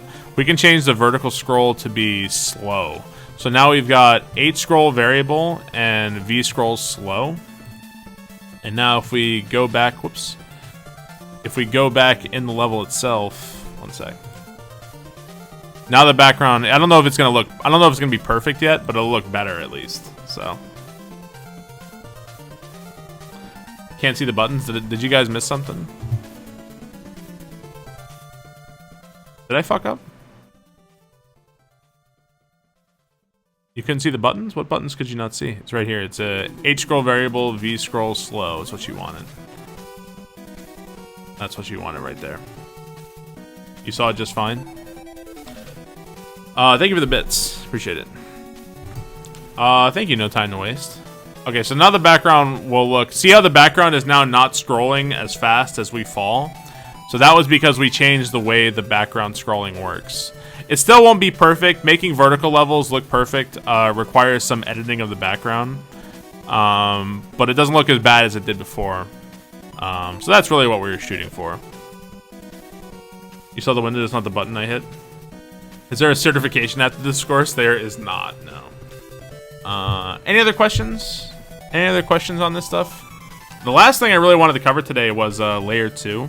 And that's kind of a time-consuming big thing. So I'm going to do my best with that one. You can do an auto scroll with the vertical level. No, actually, you can't. You can set layer 2 commands, but there's no way to make an auto scroller go up or down. There might be like a custom thing, but no, it doesn't exist. It says remake U-break. How do you get mist? I can show you how to get mist. I can do that. How do you make a better game than Grand Poo World? You can't. It's impossible. Change the world. I'm not gonna go over overworld stuff. Yeah, that's what I've been doing, Banana Mon. I'm not gonna go... Overworld takes so long. It would be like... That's like its own 3 or 4 hour thing, and I'm not that great at it myself, so... How do you make a Nintendo game that Pooh won't stop? Won't stomp? Alright, let's actually change... Let's change our level register back over to 0, 0. We're gonna go out of a vertical level here real fast. Alright, let's delete everything. Okay. Where's my... Oh, my starting point must be, like, way over here. Yeah, there it is. Okay. How do you put munchers and pipes, etc. in water without cutoff? Well, if you look... My advice would be, if you have questions like that, to look at how other water levels did it. So, like... How did Super Mario World make a water level? Let's just find a water level. Here's a level with some water in it. And the water matches up with the ground pretty well. My rule of thumb is if Super Mario World did it, then I'll do it. You know what I mean? But I think overall, if you're looking for this level has the water background. It doesn't have placed water in the level, and this one has like all kinds of shit. There's no cutoff in this level. So, yeah. If Super Mario World did it, then it's good enough for me too. If that makes sense. Yeah, like this is a water level with the background, and it has pipes and stuff. There's no real cutoff here. So, alright, let's go back to level 105 real fast, because the last thing I want to go over today to finish up the tutorial is layer 2. And layer 2 is difficult and annoying and time-consuming, but it also is one of the coolest things you can do in Lunar Magic, for sure. Let's go ahead and place some ground again so Mario has something to walk on. Real quick. Have I called it the palette editor? Briefly. I didn't go over it too much because editing the palette isn't something that's like necessary. Like some of the best Mario World ROM hacks do not have custom palettes, so I don't really think you need that to get started, you know? But I showed people how to basically do it. Can you add water current to level without using water to seem like wind? I don't understand that question at all.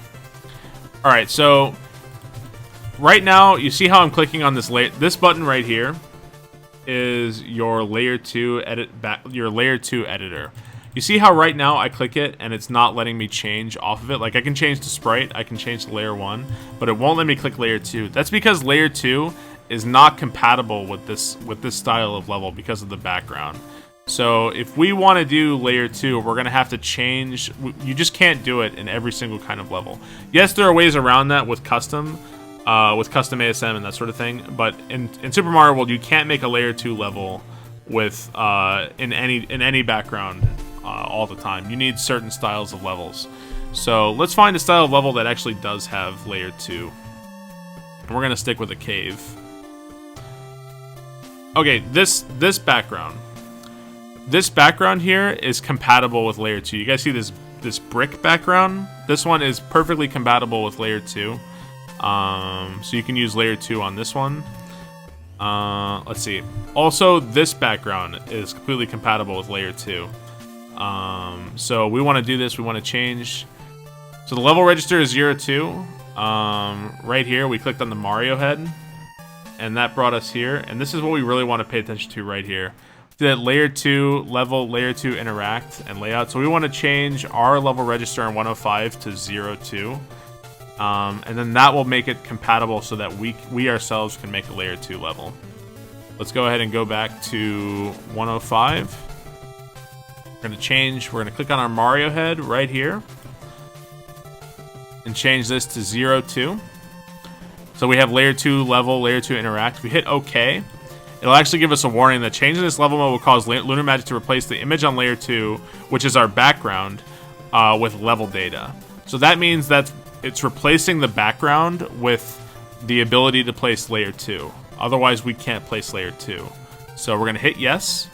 Okay, now we have complete darkness. We have no background whatsoever. But now what we can do is now we can click on this. And voila, now we can add objects to layer 2, right? So there we go, we're making progress. So we're like, well, Barb, I don't want to have a background that's all just black. Like, this looks like shit. Okay, next, if you don't want your background to be completely black, you want to go over and you want to click over here. It's this button with the little fishies. Click on your fishies. And this will tell you layer 3. And from here, you have choices of what you want on layer 3. You can have the water, high tide, low tide. I guess, do you not want to do that? Oh, okay. You don't want to do that. You don't want to do that if you're having layer 2. But what you want here is your tile set specific. And then if you do this, see, now we've got the pretty little cave background, right? So now we've got our layer 2 option. We can still add layer 2. And now we've got our pretty background, right? So layer 3... layer 2 replaces the background, but layer 3 is the image we can use there for the pretty rocks. Then you can do that if this were a castle level as well.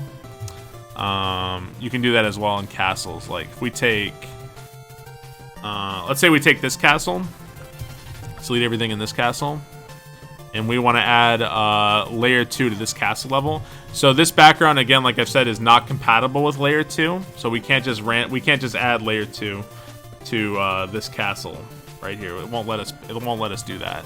So we need to find the right level register for the castle with layer 2. This background is compatible with layer 2, so we want to go over here, go back to 0, 2. That's our layer 2 background, or our layer 3. Switch this over to 0, 2. This replaces the level data.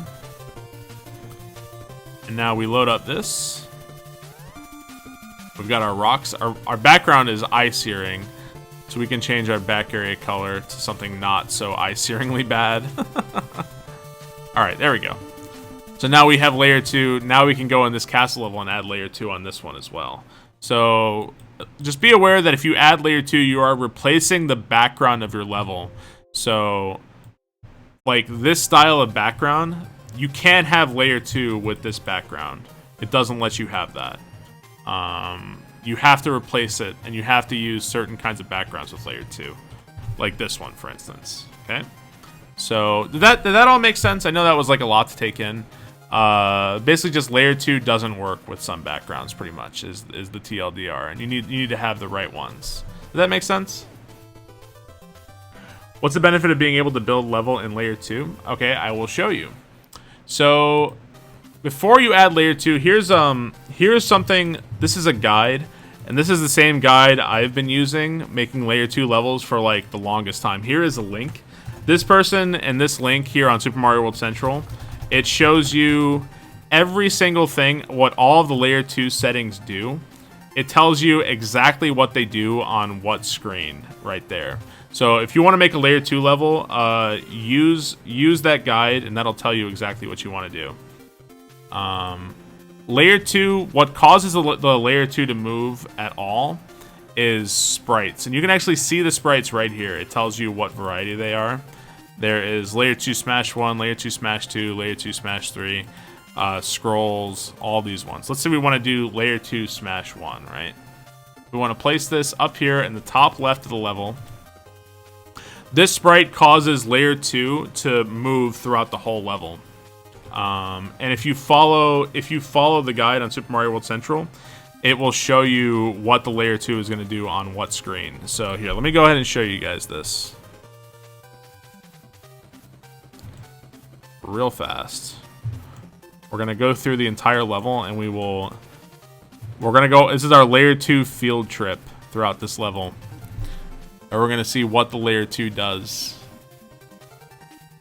Okay, if you want to add something to layer 2, make sure you choose. Again, you have to hit the layer 2 setting right here. This is your layer 2. Hit layer 2, and then once you're in layer 2 mode, you want to hit the add objects window. And you'll notice that everything is like different colors here. That's because layer 2 accesses a different part of the palette editor. So layer 2 ground looks a little bit different from layer 1 ground. And then I can show you guys what things do on what screen.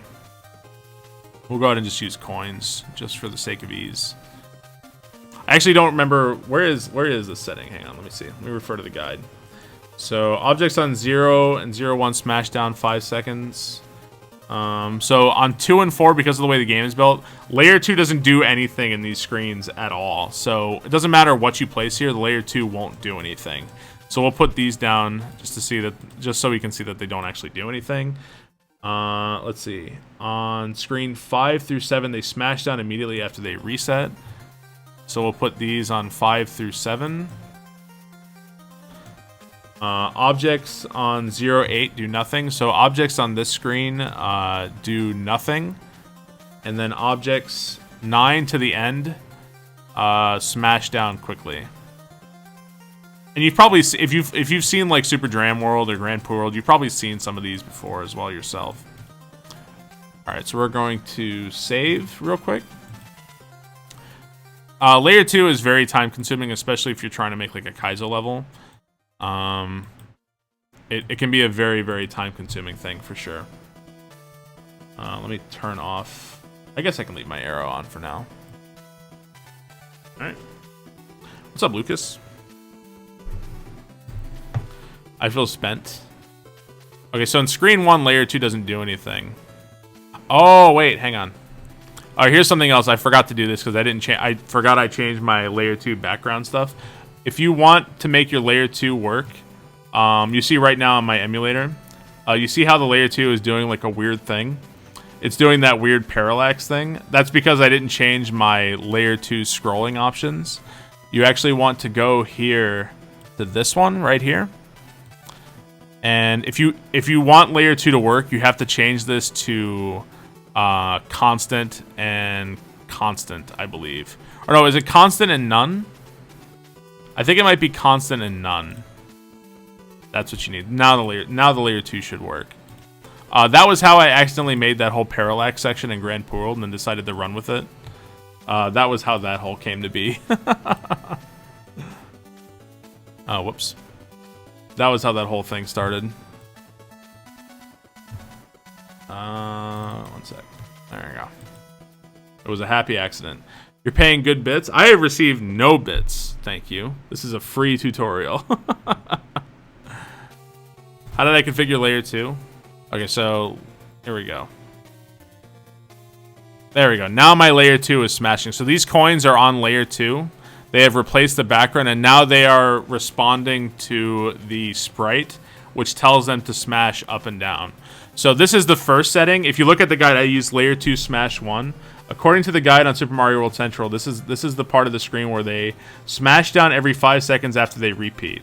So if we go back to the emulator real fast and we go forward, these coins do nothing. These coins are on layer 2, but they're on screens 2 through 4, so they do absolutely nothing. But if we keep going forward to screens 5 through 7, now we're going to see the coins start smashing down really fast, or at least faster than they were before. So yeah. And if we go forward a little bit more to screen 9, this is where things start going real fast. Yeah, these are the super fast smashing layer 2 coins. So yeah, these are responding to where I place them in the level, and that's how they make things go fast or slow. Have them smash down after you get started. There is no tuition for Barb's School of Lunar Magic. So, yeah, these are like the smashy pulls. Why does it go from 09 to 0A? Give a crash course on hexadecimal. Yeah, so that's layer 2 right there. So, I'm not sure what else there really is to... What else I need to cover in layer 2. Oh, somebody asked how I created the parallax in Grand Poo World. I can show that as well. That's not too difficult to show. I'm pretty sure the parallax in Grand Poo World was something like this. You have to forgive me, it's been a little while. I think so. In Grand Poo World, in the section in Aokigahara, that level didn't have a layer 2 setting at all. The layer 2 wasn't moving. But I think what I did was I changed this to horizontal scrolls. Was it slow? Horizontal scroll was variable. V scroll was constant, or was it slow as well? I don't remember what the layer 2 settings were. I could just load up Grand Poo World right now, really, and find out.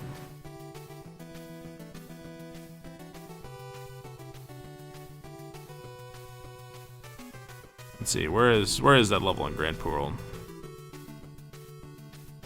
There it is. So my settings in Grand Poo World were H scroll variable, V scroll variable. So if I go back to this one, I can pretty easily recreate that. Change this to H scroll variable, V scroll variable.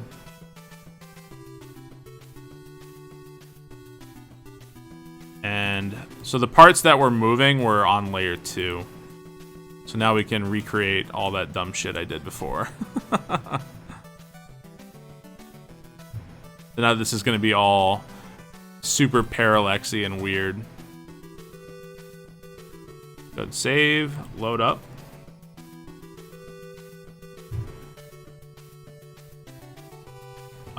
Big Must, thank you for the bits. Oh, whoops.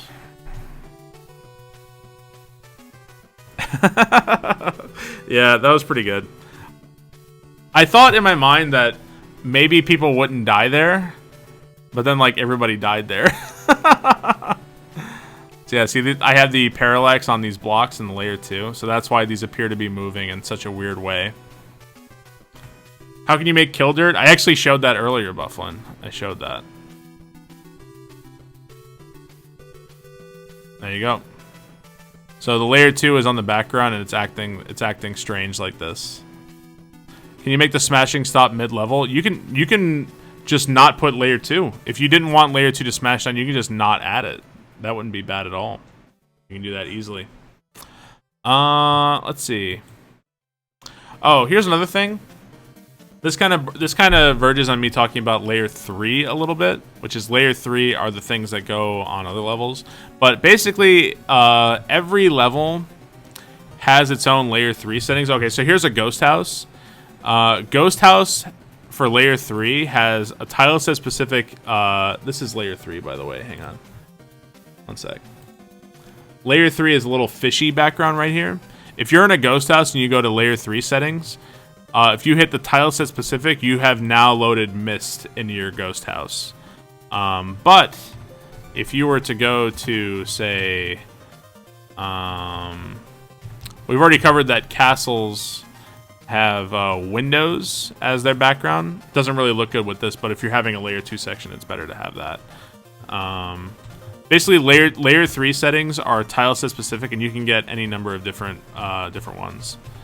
We need a water level is what we need. Where's a water level? Okay, and this is the other big one. If you're in a water level, if you add layer 3 gives you goldfish. So now we have little fishies in the foreground as well. So yeah, everyone has different layer 3 settings on there.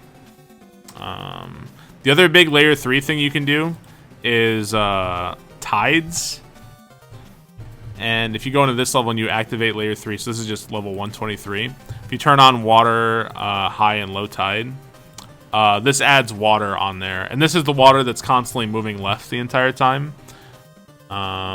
This is how you add tide to levels. You'll often see tide levels in dolphin levels, because dolphins require water to not die. Otherwise, they just fall off the bottom of the screen. So you'll usually see dolphins with the tide setting. Usually it's just this one, right? Low tide only, yeah. So you'll often see dolphin levels that have this as the background. Is it difficult to put layer 3 from one set to another, like fish into a castle or something? Well, no, you can't really. I think you can maybe do that. Hang on. Let me try to put fish into a castle. I think I can probably do that. What if I change this to... One sec. Yo, DW Deathrock, thank you so much for the sub. I appreciate that. So this is level 11C.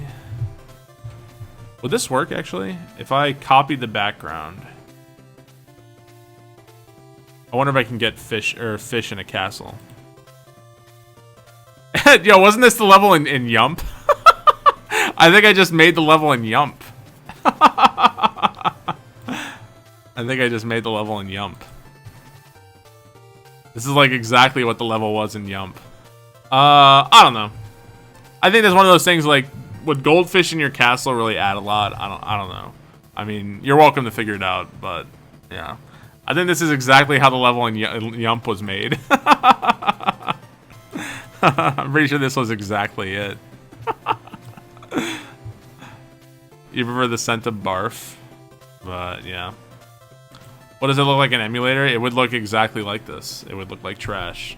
Yeah, wasn't this level in North Korea in Yump? I'm pretty sure. Pretty sure that was in North Korea. Alright, so I'm just going to open it up now. I pretty much showed everything I kind of wanted to show in terms of layer 2 and all the different stuff. Just to kind of give you guys... I think we went over a lot of topics. It's a lot to go over in one day. So I think now would be a good time for any questions and answers, to be honest. Like, if you guys have any other questions, I'm not going to go over any... I really don't want to go over custom stuff like ASM or patches or retry prompt or anything like that. I'm not the best with custom stuff, so I'm not going to go over that today. But is there any other stuff you guys would want to have questions, like you want to have answers for? Now's the time. Now's the time. Boxes of briefs? Briefs. My boys need a home. How did I get so sexy? Confidence. Confidence is key. Cake or pie? Neither. Meat. How long have I been making levels? Since Mario Maker. Since Mario Maker came out. When Smash? I can play Smash after this. When am I gonna spend some time with Desi? Never. You'd like to see a... yo, thank you for the bits. You'd like to see a quality level design, but that's always subjective, you know what I mean? Like, I'm just... Like, what I've done now is just all objective. It's just me showing you how to do all these things. You know, like... Some people can make a ROM hack. Like, some people fucking can't stand Grand Poo World. They think it's the worst goddamn ROM hack of all time. You know what I mean? So who am I to tell you... Who am I to tell you what levels are good or what aren't bad? You decide. You make whatever levels you want to make. If I played a vanilla hack, I'd be bored out of my fucking mind. You know what I mean? So... I'm not here to tell you your levels are good or bad. I do that. I do that enough in Mario Maker. You know what I mean? So I don't know. You guys go ahead and do that. If you see a custom thing in another ROM hack, is it easy to import it in mine? Not necessarily, because some people haven't released their things. But some people have. You know what I mean? So if that isn't available, you can't just like dissect their ROM hack and take it out. You know what I mean? So you're welcome, Flawless Cucumber. What's the best way to play a ROM hack? You download the hack off SMW Central and you play it. To touch on overworld editing very briefly. I didn't go over how to like draw a whole overworld. I don't want to do that today. It's a lot of work. It's extremely time consuming. I would still be talking about it, so I'm good. I wanted to go over some of the more basic stuff and just level editing. Anything else? Now's your time. If I stream Lunar Magic tomorrow, I don't want to get fucking a million questions. I don't want to get a million questions. Now's the time. If you got to use a bathroom, tell me now. Can you make Wing Muncher and Lunar Magic? Well, there's no... Well, if you didn't know this, Funa, Sprite or Munchers aren't sprites in Lunar Magic. They are objects. So think of them not as Munchers in Mario Maker. Think of them as like ground, as like spikes. They're closer to spikes than they are to sprites. Hope that makes sense. Can you change the music in a level? Yeah, if you want to change your music in a level, just hit this note block and you can change it to any one of the presets here. Any one of these. If you're asking about custom music, there are other tutorials online to find how to add custom music in your game. I'm not going to go over that today. This is how you change the music from Super Mario World presets, but I'm not showing you how to add in your own music. I did show how to do upside down munchers. I did not show how to do sideways munchers. Sideways munchers are weird and they're an abomination. Why is my haircut so bad? That's a timeout. I know you find me sexy, Kiss. I know you do, but you gotta stop flirting with me. I'm a married man. I'm very happy. You'll find someone, Kiss. You'll find someone. It's not me, though. Am I gonna add this to YouTube? Sure. Why not? Did I go over how to change the color palette? I did, very briefly. If you want to change your palettes, you can go up here to your palette editor window, and from here, you can choose from presets. I don't want to go in, like, you can change every single individual color in your level. You can change everything, even the sprite colors. I don't want to go into these. What I'm doing right now is I'm just flipping through Super Mario World's preset palettes. So from there, I encourage you to experiment from there. If you do experiment in Super Mario World, I would recommend you hit this button, which is Enable Color Custom Palette. That way you don't fuck up other palettes. So make sure you check this off, and you won't fuck up the palettes in other levels whenever you're experimenting. So, can you change the speed of the level? Well, speed is dictated by the obstacles in the level. If you're talking about the auto scroll, yes, but in a level without auto scroll, speed is determined by what you want the player to do. Is the red question block in Lunar Magic? Yeah, the red question block is a sprite. I think it's in all sprite sets. You want to hit your sprite editing and then hit this button, and then I think it's in every single sprite set, is it not? Yeah, there it is. Light switch block for dark room. That's what it is. This is the thing that turns on the lights. It's useful because sprites can go through it, but Mario can't. That's why this is useful. Anything else? Is it possible to loop a level, as in when you get to the last screen, it loops you back to the first? Yes. Yes, you can do that. You would just have to change a screen. You would have to modify your exits to take you somewhere in the level. So, like, if we put a pipe... Hang on. Let's say we put a pipe here with an exit. Here in screen 3. Just like before, you want to change the screen exit. So we want this to take screen 3. And this is level... We want it to take us into the level, right? So it's going to take us back to level 105. I'm pretty sure this works. I'm not 100%. I don't do like the hardcore troll shit. I know you might think I do, but I don't use it. I don't do that too often. So this should take you back to level 105. Let me actually turn off the weird scrolling here. What do I want this to be? Well, I guess, you know what? I don't even really need layer 2, to be honest. Because we're just checking to see if this works. One sec. Save that. Reload. Yo, Purple, thank you for the bits. So this pipe should take me back to the start of level 105, I believe. There is layer 3, yeah, I went over that a bit already. Okay, so going in this pipe should take me back to the start of this level. Yeah, there you go. So now it's like a loop that takes you back. You can also make this pipe take you somewhere else in the level entirely. I think if I wanted to do that, I would have to add a secondary exit. So we'd want to click on this one. And you can say, use the above value as a secondary exit number. Go to midway inch. I think it's something like this. Secondary exit 105 to 105. Yeah, if you want to take a pipe, have a pipe take you somewhere else in the level, it's often somewhat difficult and annoying, but it is possible. I think if I tried to explain it right now, I'd probably just trip all over myself. So, is that possible without a pipe, or do you have to have an object to interact with? If you want a pipe to take you to the beginning of the level, you need a pipe. Yeah. How do you modify the boss levels? Well, my recommendation would be to find a boss level. Like, I think, let's see, let's find a boss level.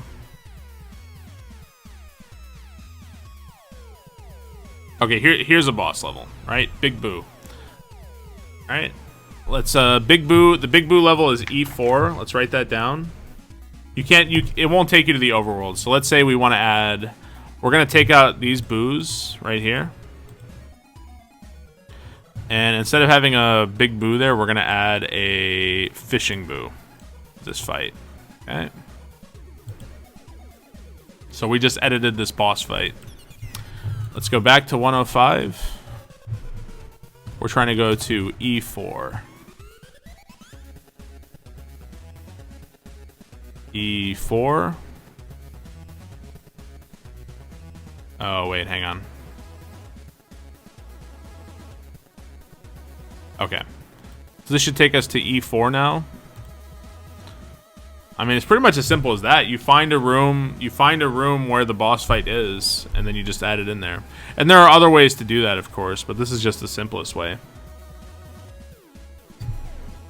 Well, the Koopalings are not that. If you're trying to edit Koopaling behavior to, like, so they do different things, you're talking about, like, custom ASM shit that is not that easy to do.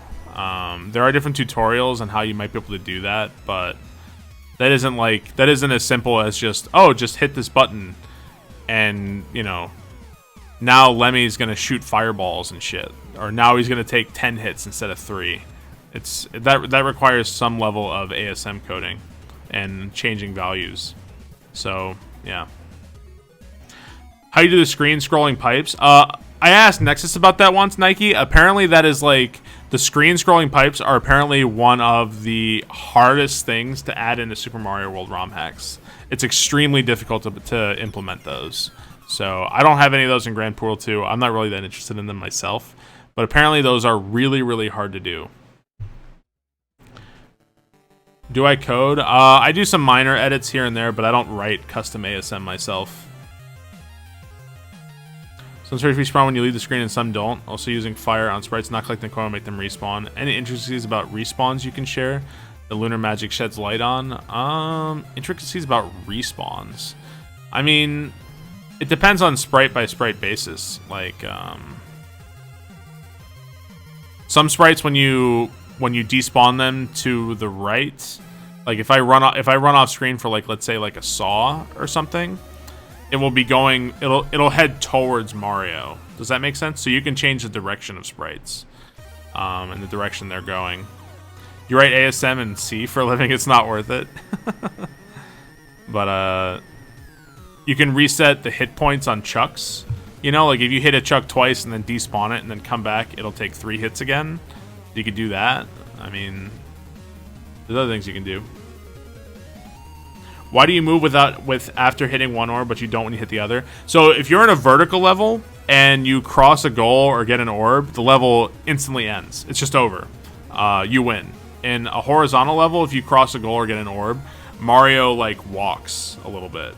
So in a vertical level, you instantly win. In a horizontal level, Mario walks a little bit. That's why that happens. Are physics and SMW separately adjustable from the objects and layers you're in? Physics, if you're editing physics and SMW, you're doing custom coding and you're changing the way the game works. So I don't know the answer to your question because I don't think I understand the question.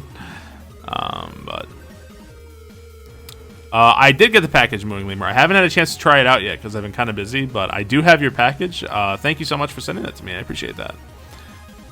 I was swimming in the air earlier in the tutorial. That wasn't changing the physics. That was just changing the level style. Like if I want to change this to a water level, all I have to do is edit the screen entrance here. So I say, actually all I have to do is do this. I can do shoot from pipe, make this a water level. Now it's a water level. I didn't like change the physics. I just changed that this level is now a water level. You know what I mean? I'm not even close to finish for Grand Poo World 2, no. Is there a way to get a sprite from one set into another? Yeah, I already covered that. You can't get sprites from one set to another. That was actually really funny. What happens if you hold jump there? Whee! Oh, I died. I've never had a cannon fire me into a water level. I've never had that happen. All video games in the 90s and earlier written in straight assembly for performance. Never knew. Yo, Gobalem, thank you so much for the Twitch Prime sub. Appreciate it. How do you make dolphins work? I can show you. Let's see.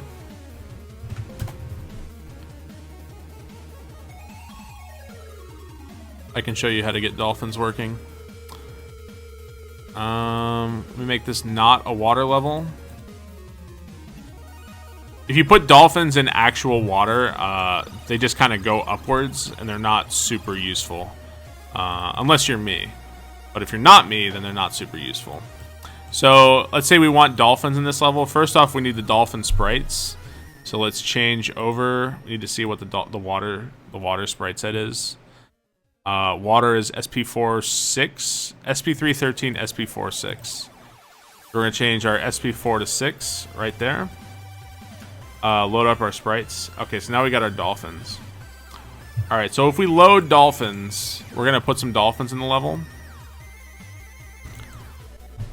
We're just going to put them here like this. This is probably what's happened to a number of people who've tried to make dolphin levels. How do you befriend Fishing Boot? You don't. The best you can do is butt slide into him and kill him. So let's load up Big Dick Land. Alright, so problem. My dolphins all died, right? What the fuck? Well, our aquatic friends need water. So we have to put in... this is the easiest way to do it. Put low tide water. Unfortunately, that fucks up the background on this level. Let's see. Sure, why not? Let's find a better background that can work. Is that because of the level register? I'm actually not sure.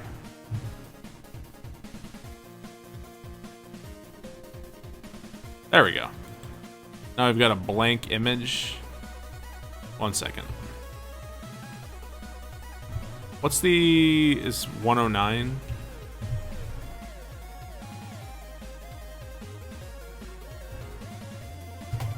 There we go.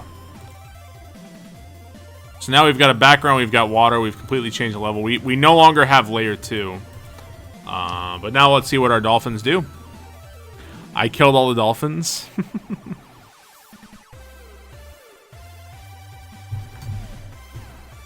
Alright, and now we've got our tide. Now our dolphins will be happy and free and jumping in and out of the water. Basically, dolphins need water. Otherwise, they just fall right through. And this water is the layer 3 water.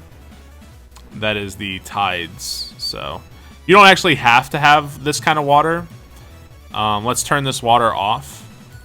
So now we have no water. The dolphins will fall through again. We can just add this style of water and get it to work like that. So let's add the poopy water. And I believe the dolphins should work just fine in this as well. This is a different style of water we just added in. This should work no problem. Who'da thunk? Blind jumps are a bad idea. I mean, I'm not... I decided pretty early on that I didn't want to teach people. I didn't want to be like, this is good level design, this is bad level design. I just wanted to show people... I just wanted to answer the basic questions.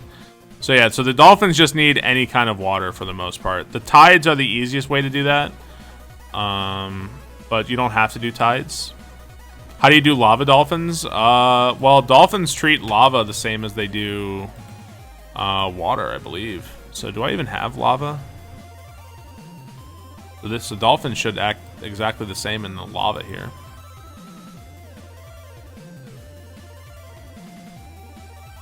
So I added lava instead of water this time. Sewage dolphins. Blumps. Why do they have goggles? I mean, these are existential questions. I can't answer these. Any other questions? Any other questions here? Oh, I think... Oh, you know what? I don't think I have... Do I have sprite buoyancy? Oh, my dolphins just died in the lava. You know what? I think this is the wrong kind of lava. I think. This is the wrong kind of lava. So, if you didn't know, there's actually 2 different kinds of lava in Super Mario World. I think this is the wrong kind of lava. I can show you guys what I mean. So, there's this kind of lava that looks like this, right? It has this kind of weird frothy top. And then there's this kind of lava. Where is it? There's this kind of lava. So, there's the frothy top, like this, or the bubbly top, and then there's the frothy top. So, 2 different kinds of lavas. How did Eldad do the Yoshi wing section? So when Yoshi collects wings, it transports you to a bonus level. And what Eldad did was he edited the bonus level that you go to. So yeah, that's the way he required you to beat that level in Panga World. But that's what happens when Yoshi gets wings. It transports you to a different level. Kind of like how sometimes in SMB3, when you jumped on a certain note block, it sent you up and transported you to like a bonus level. Kind of like that, except LinkDead made the bonus a fuck you. Whatever want to do at do's and don'ts of level design? Not really. I'm not here to judge people's levels. Like, a lot of people, like, most people, I think most people don't want to make shitty Kaizo hacks. You know what I mean? Like, most people want to make fun hacks and explore their own ideas, and I don't want to stifle people's creativity or tell them what they don't or don't want to do. Feel free, you know what I mean? I don't want to judge you. Do whatever you want. If you want to make it impossible, like search for salmon, like really hard, you know, Kaizo hard hack, then, you know, be my guest, man. Do what you want to do. The world's your oyster, you know what I mean? Just don't expect me to play it. You know, like if you want to make Return to Dinosaur Island or like an easy hack or something, then be my guest. You know what I mean? No drama. I'm not here to judge anybody. You just make what you want to make and just never ask me to play it, and we're good. Can you have more than a boss in a level? Not to my knowledge, no. Are there any tips, rules? Please don't do this. I mean, there's things that I find pet peeves, but like, I think that the best way to learn on what players do and don't like is to watch people playing hacks and to play hacks for yourself, you know, to find out what you like, don't like, or hate. You know what I mean? So, that's up to you. Is there a maximum of 2 exits per level? Yes, without some custom coding or something like that, yeah. You can have a normal exit and then a secret exit. Any good tips of design, though? Like directing players to a certain area and getting in the player's head? No. I really don't, because it's everything. It all depends on what kind of level you're trying to make. So no, I really don't have. I don't have any tips on how to make good levels. I really don't. And I could go into stuff that I like and don't like in levels, and I can go over good examples of levels and bad examples, and what levels I enjoyed and what levels I didn't. But again, like, you can talk to LinkDead, and LinkDead would love that level, and you talk to Dode, and Dode hated the level I liked, and it's gonna be different for everybody. You know what I mean? And I when I went into this, I didn't want to tell people that this was good and this was bad. I just wanted to show people on a technical level how to do some things. That was it. Yeah. Try. I encourage you to experiment and try shit on your own, and like experiment and have fun, and be creative. That's the whole point of doing this. Don't let me or anyone else tell you what's right or wrong. But also don't get mad when people play your stuff and fucking hate it. If you're trying to mercilessly troll the shit out of them and be, like, you can't expect somebody to like it. You know what I mean? So I learned from Mario Maker. Like, I learned a lot of design from Mario Maker and watching people play my levels. You know what I mean? And I owe, that's why I owe a lot to Mario Maker. You know what I mean? Any other questions? Anything else I can answer? I'm all ears. Speak now. I had to pee like a goddamn racehorse. I had to pee like a fucking racehorse, man.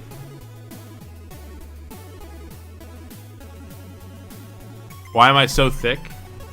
I got it from my mama. I got the lube. You also must pee urgently. Break time. When's Chinese Lunar Magic streams? When you beat Grand Poo World, Resi, so never.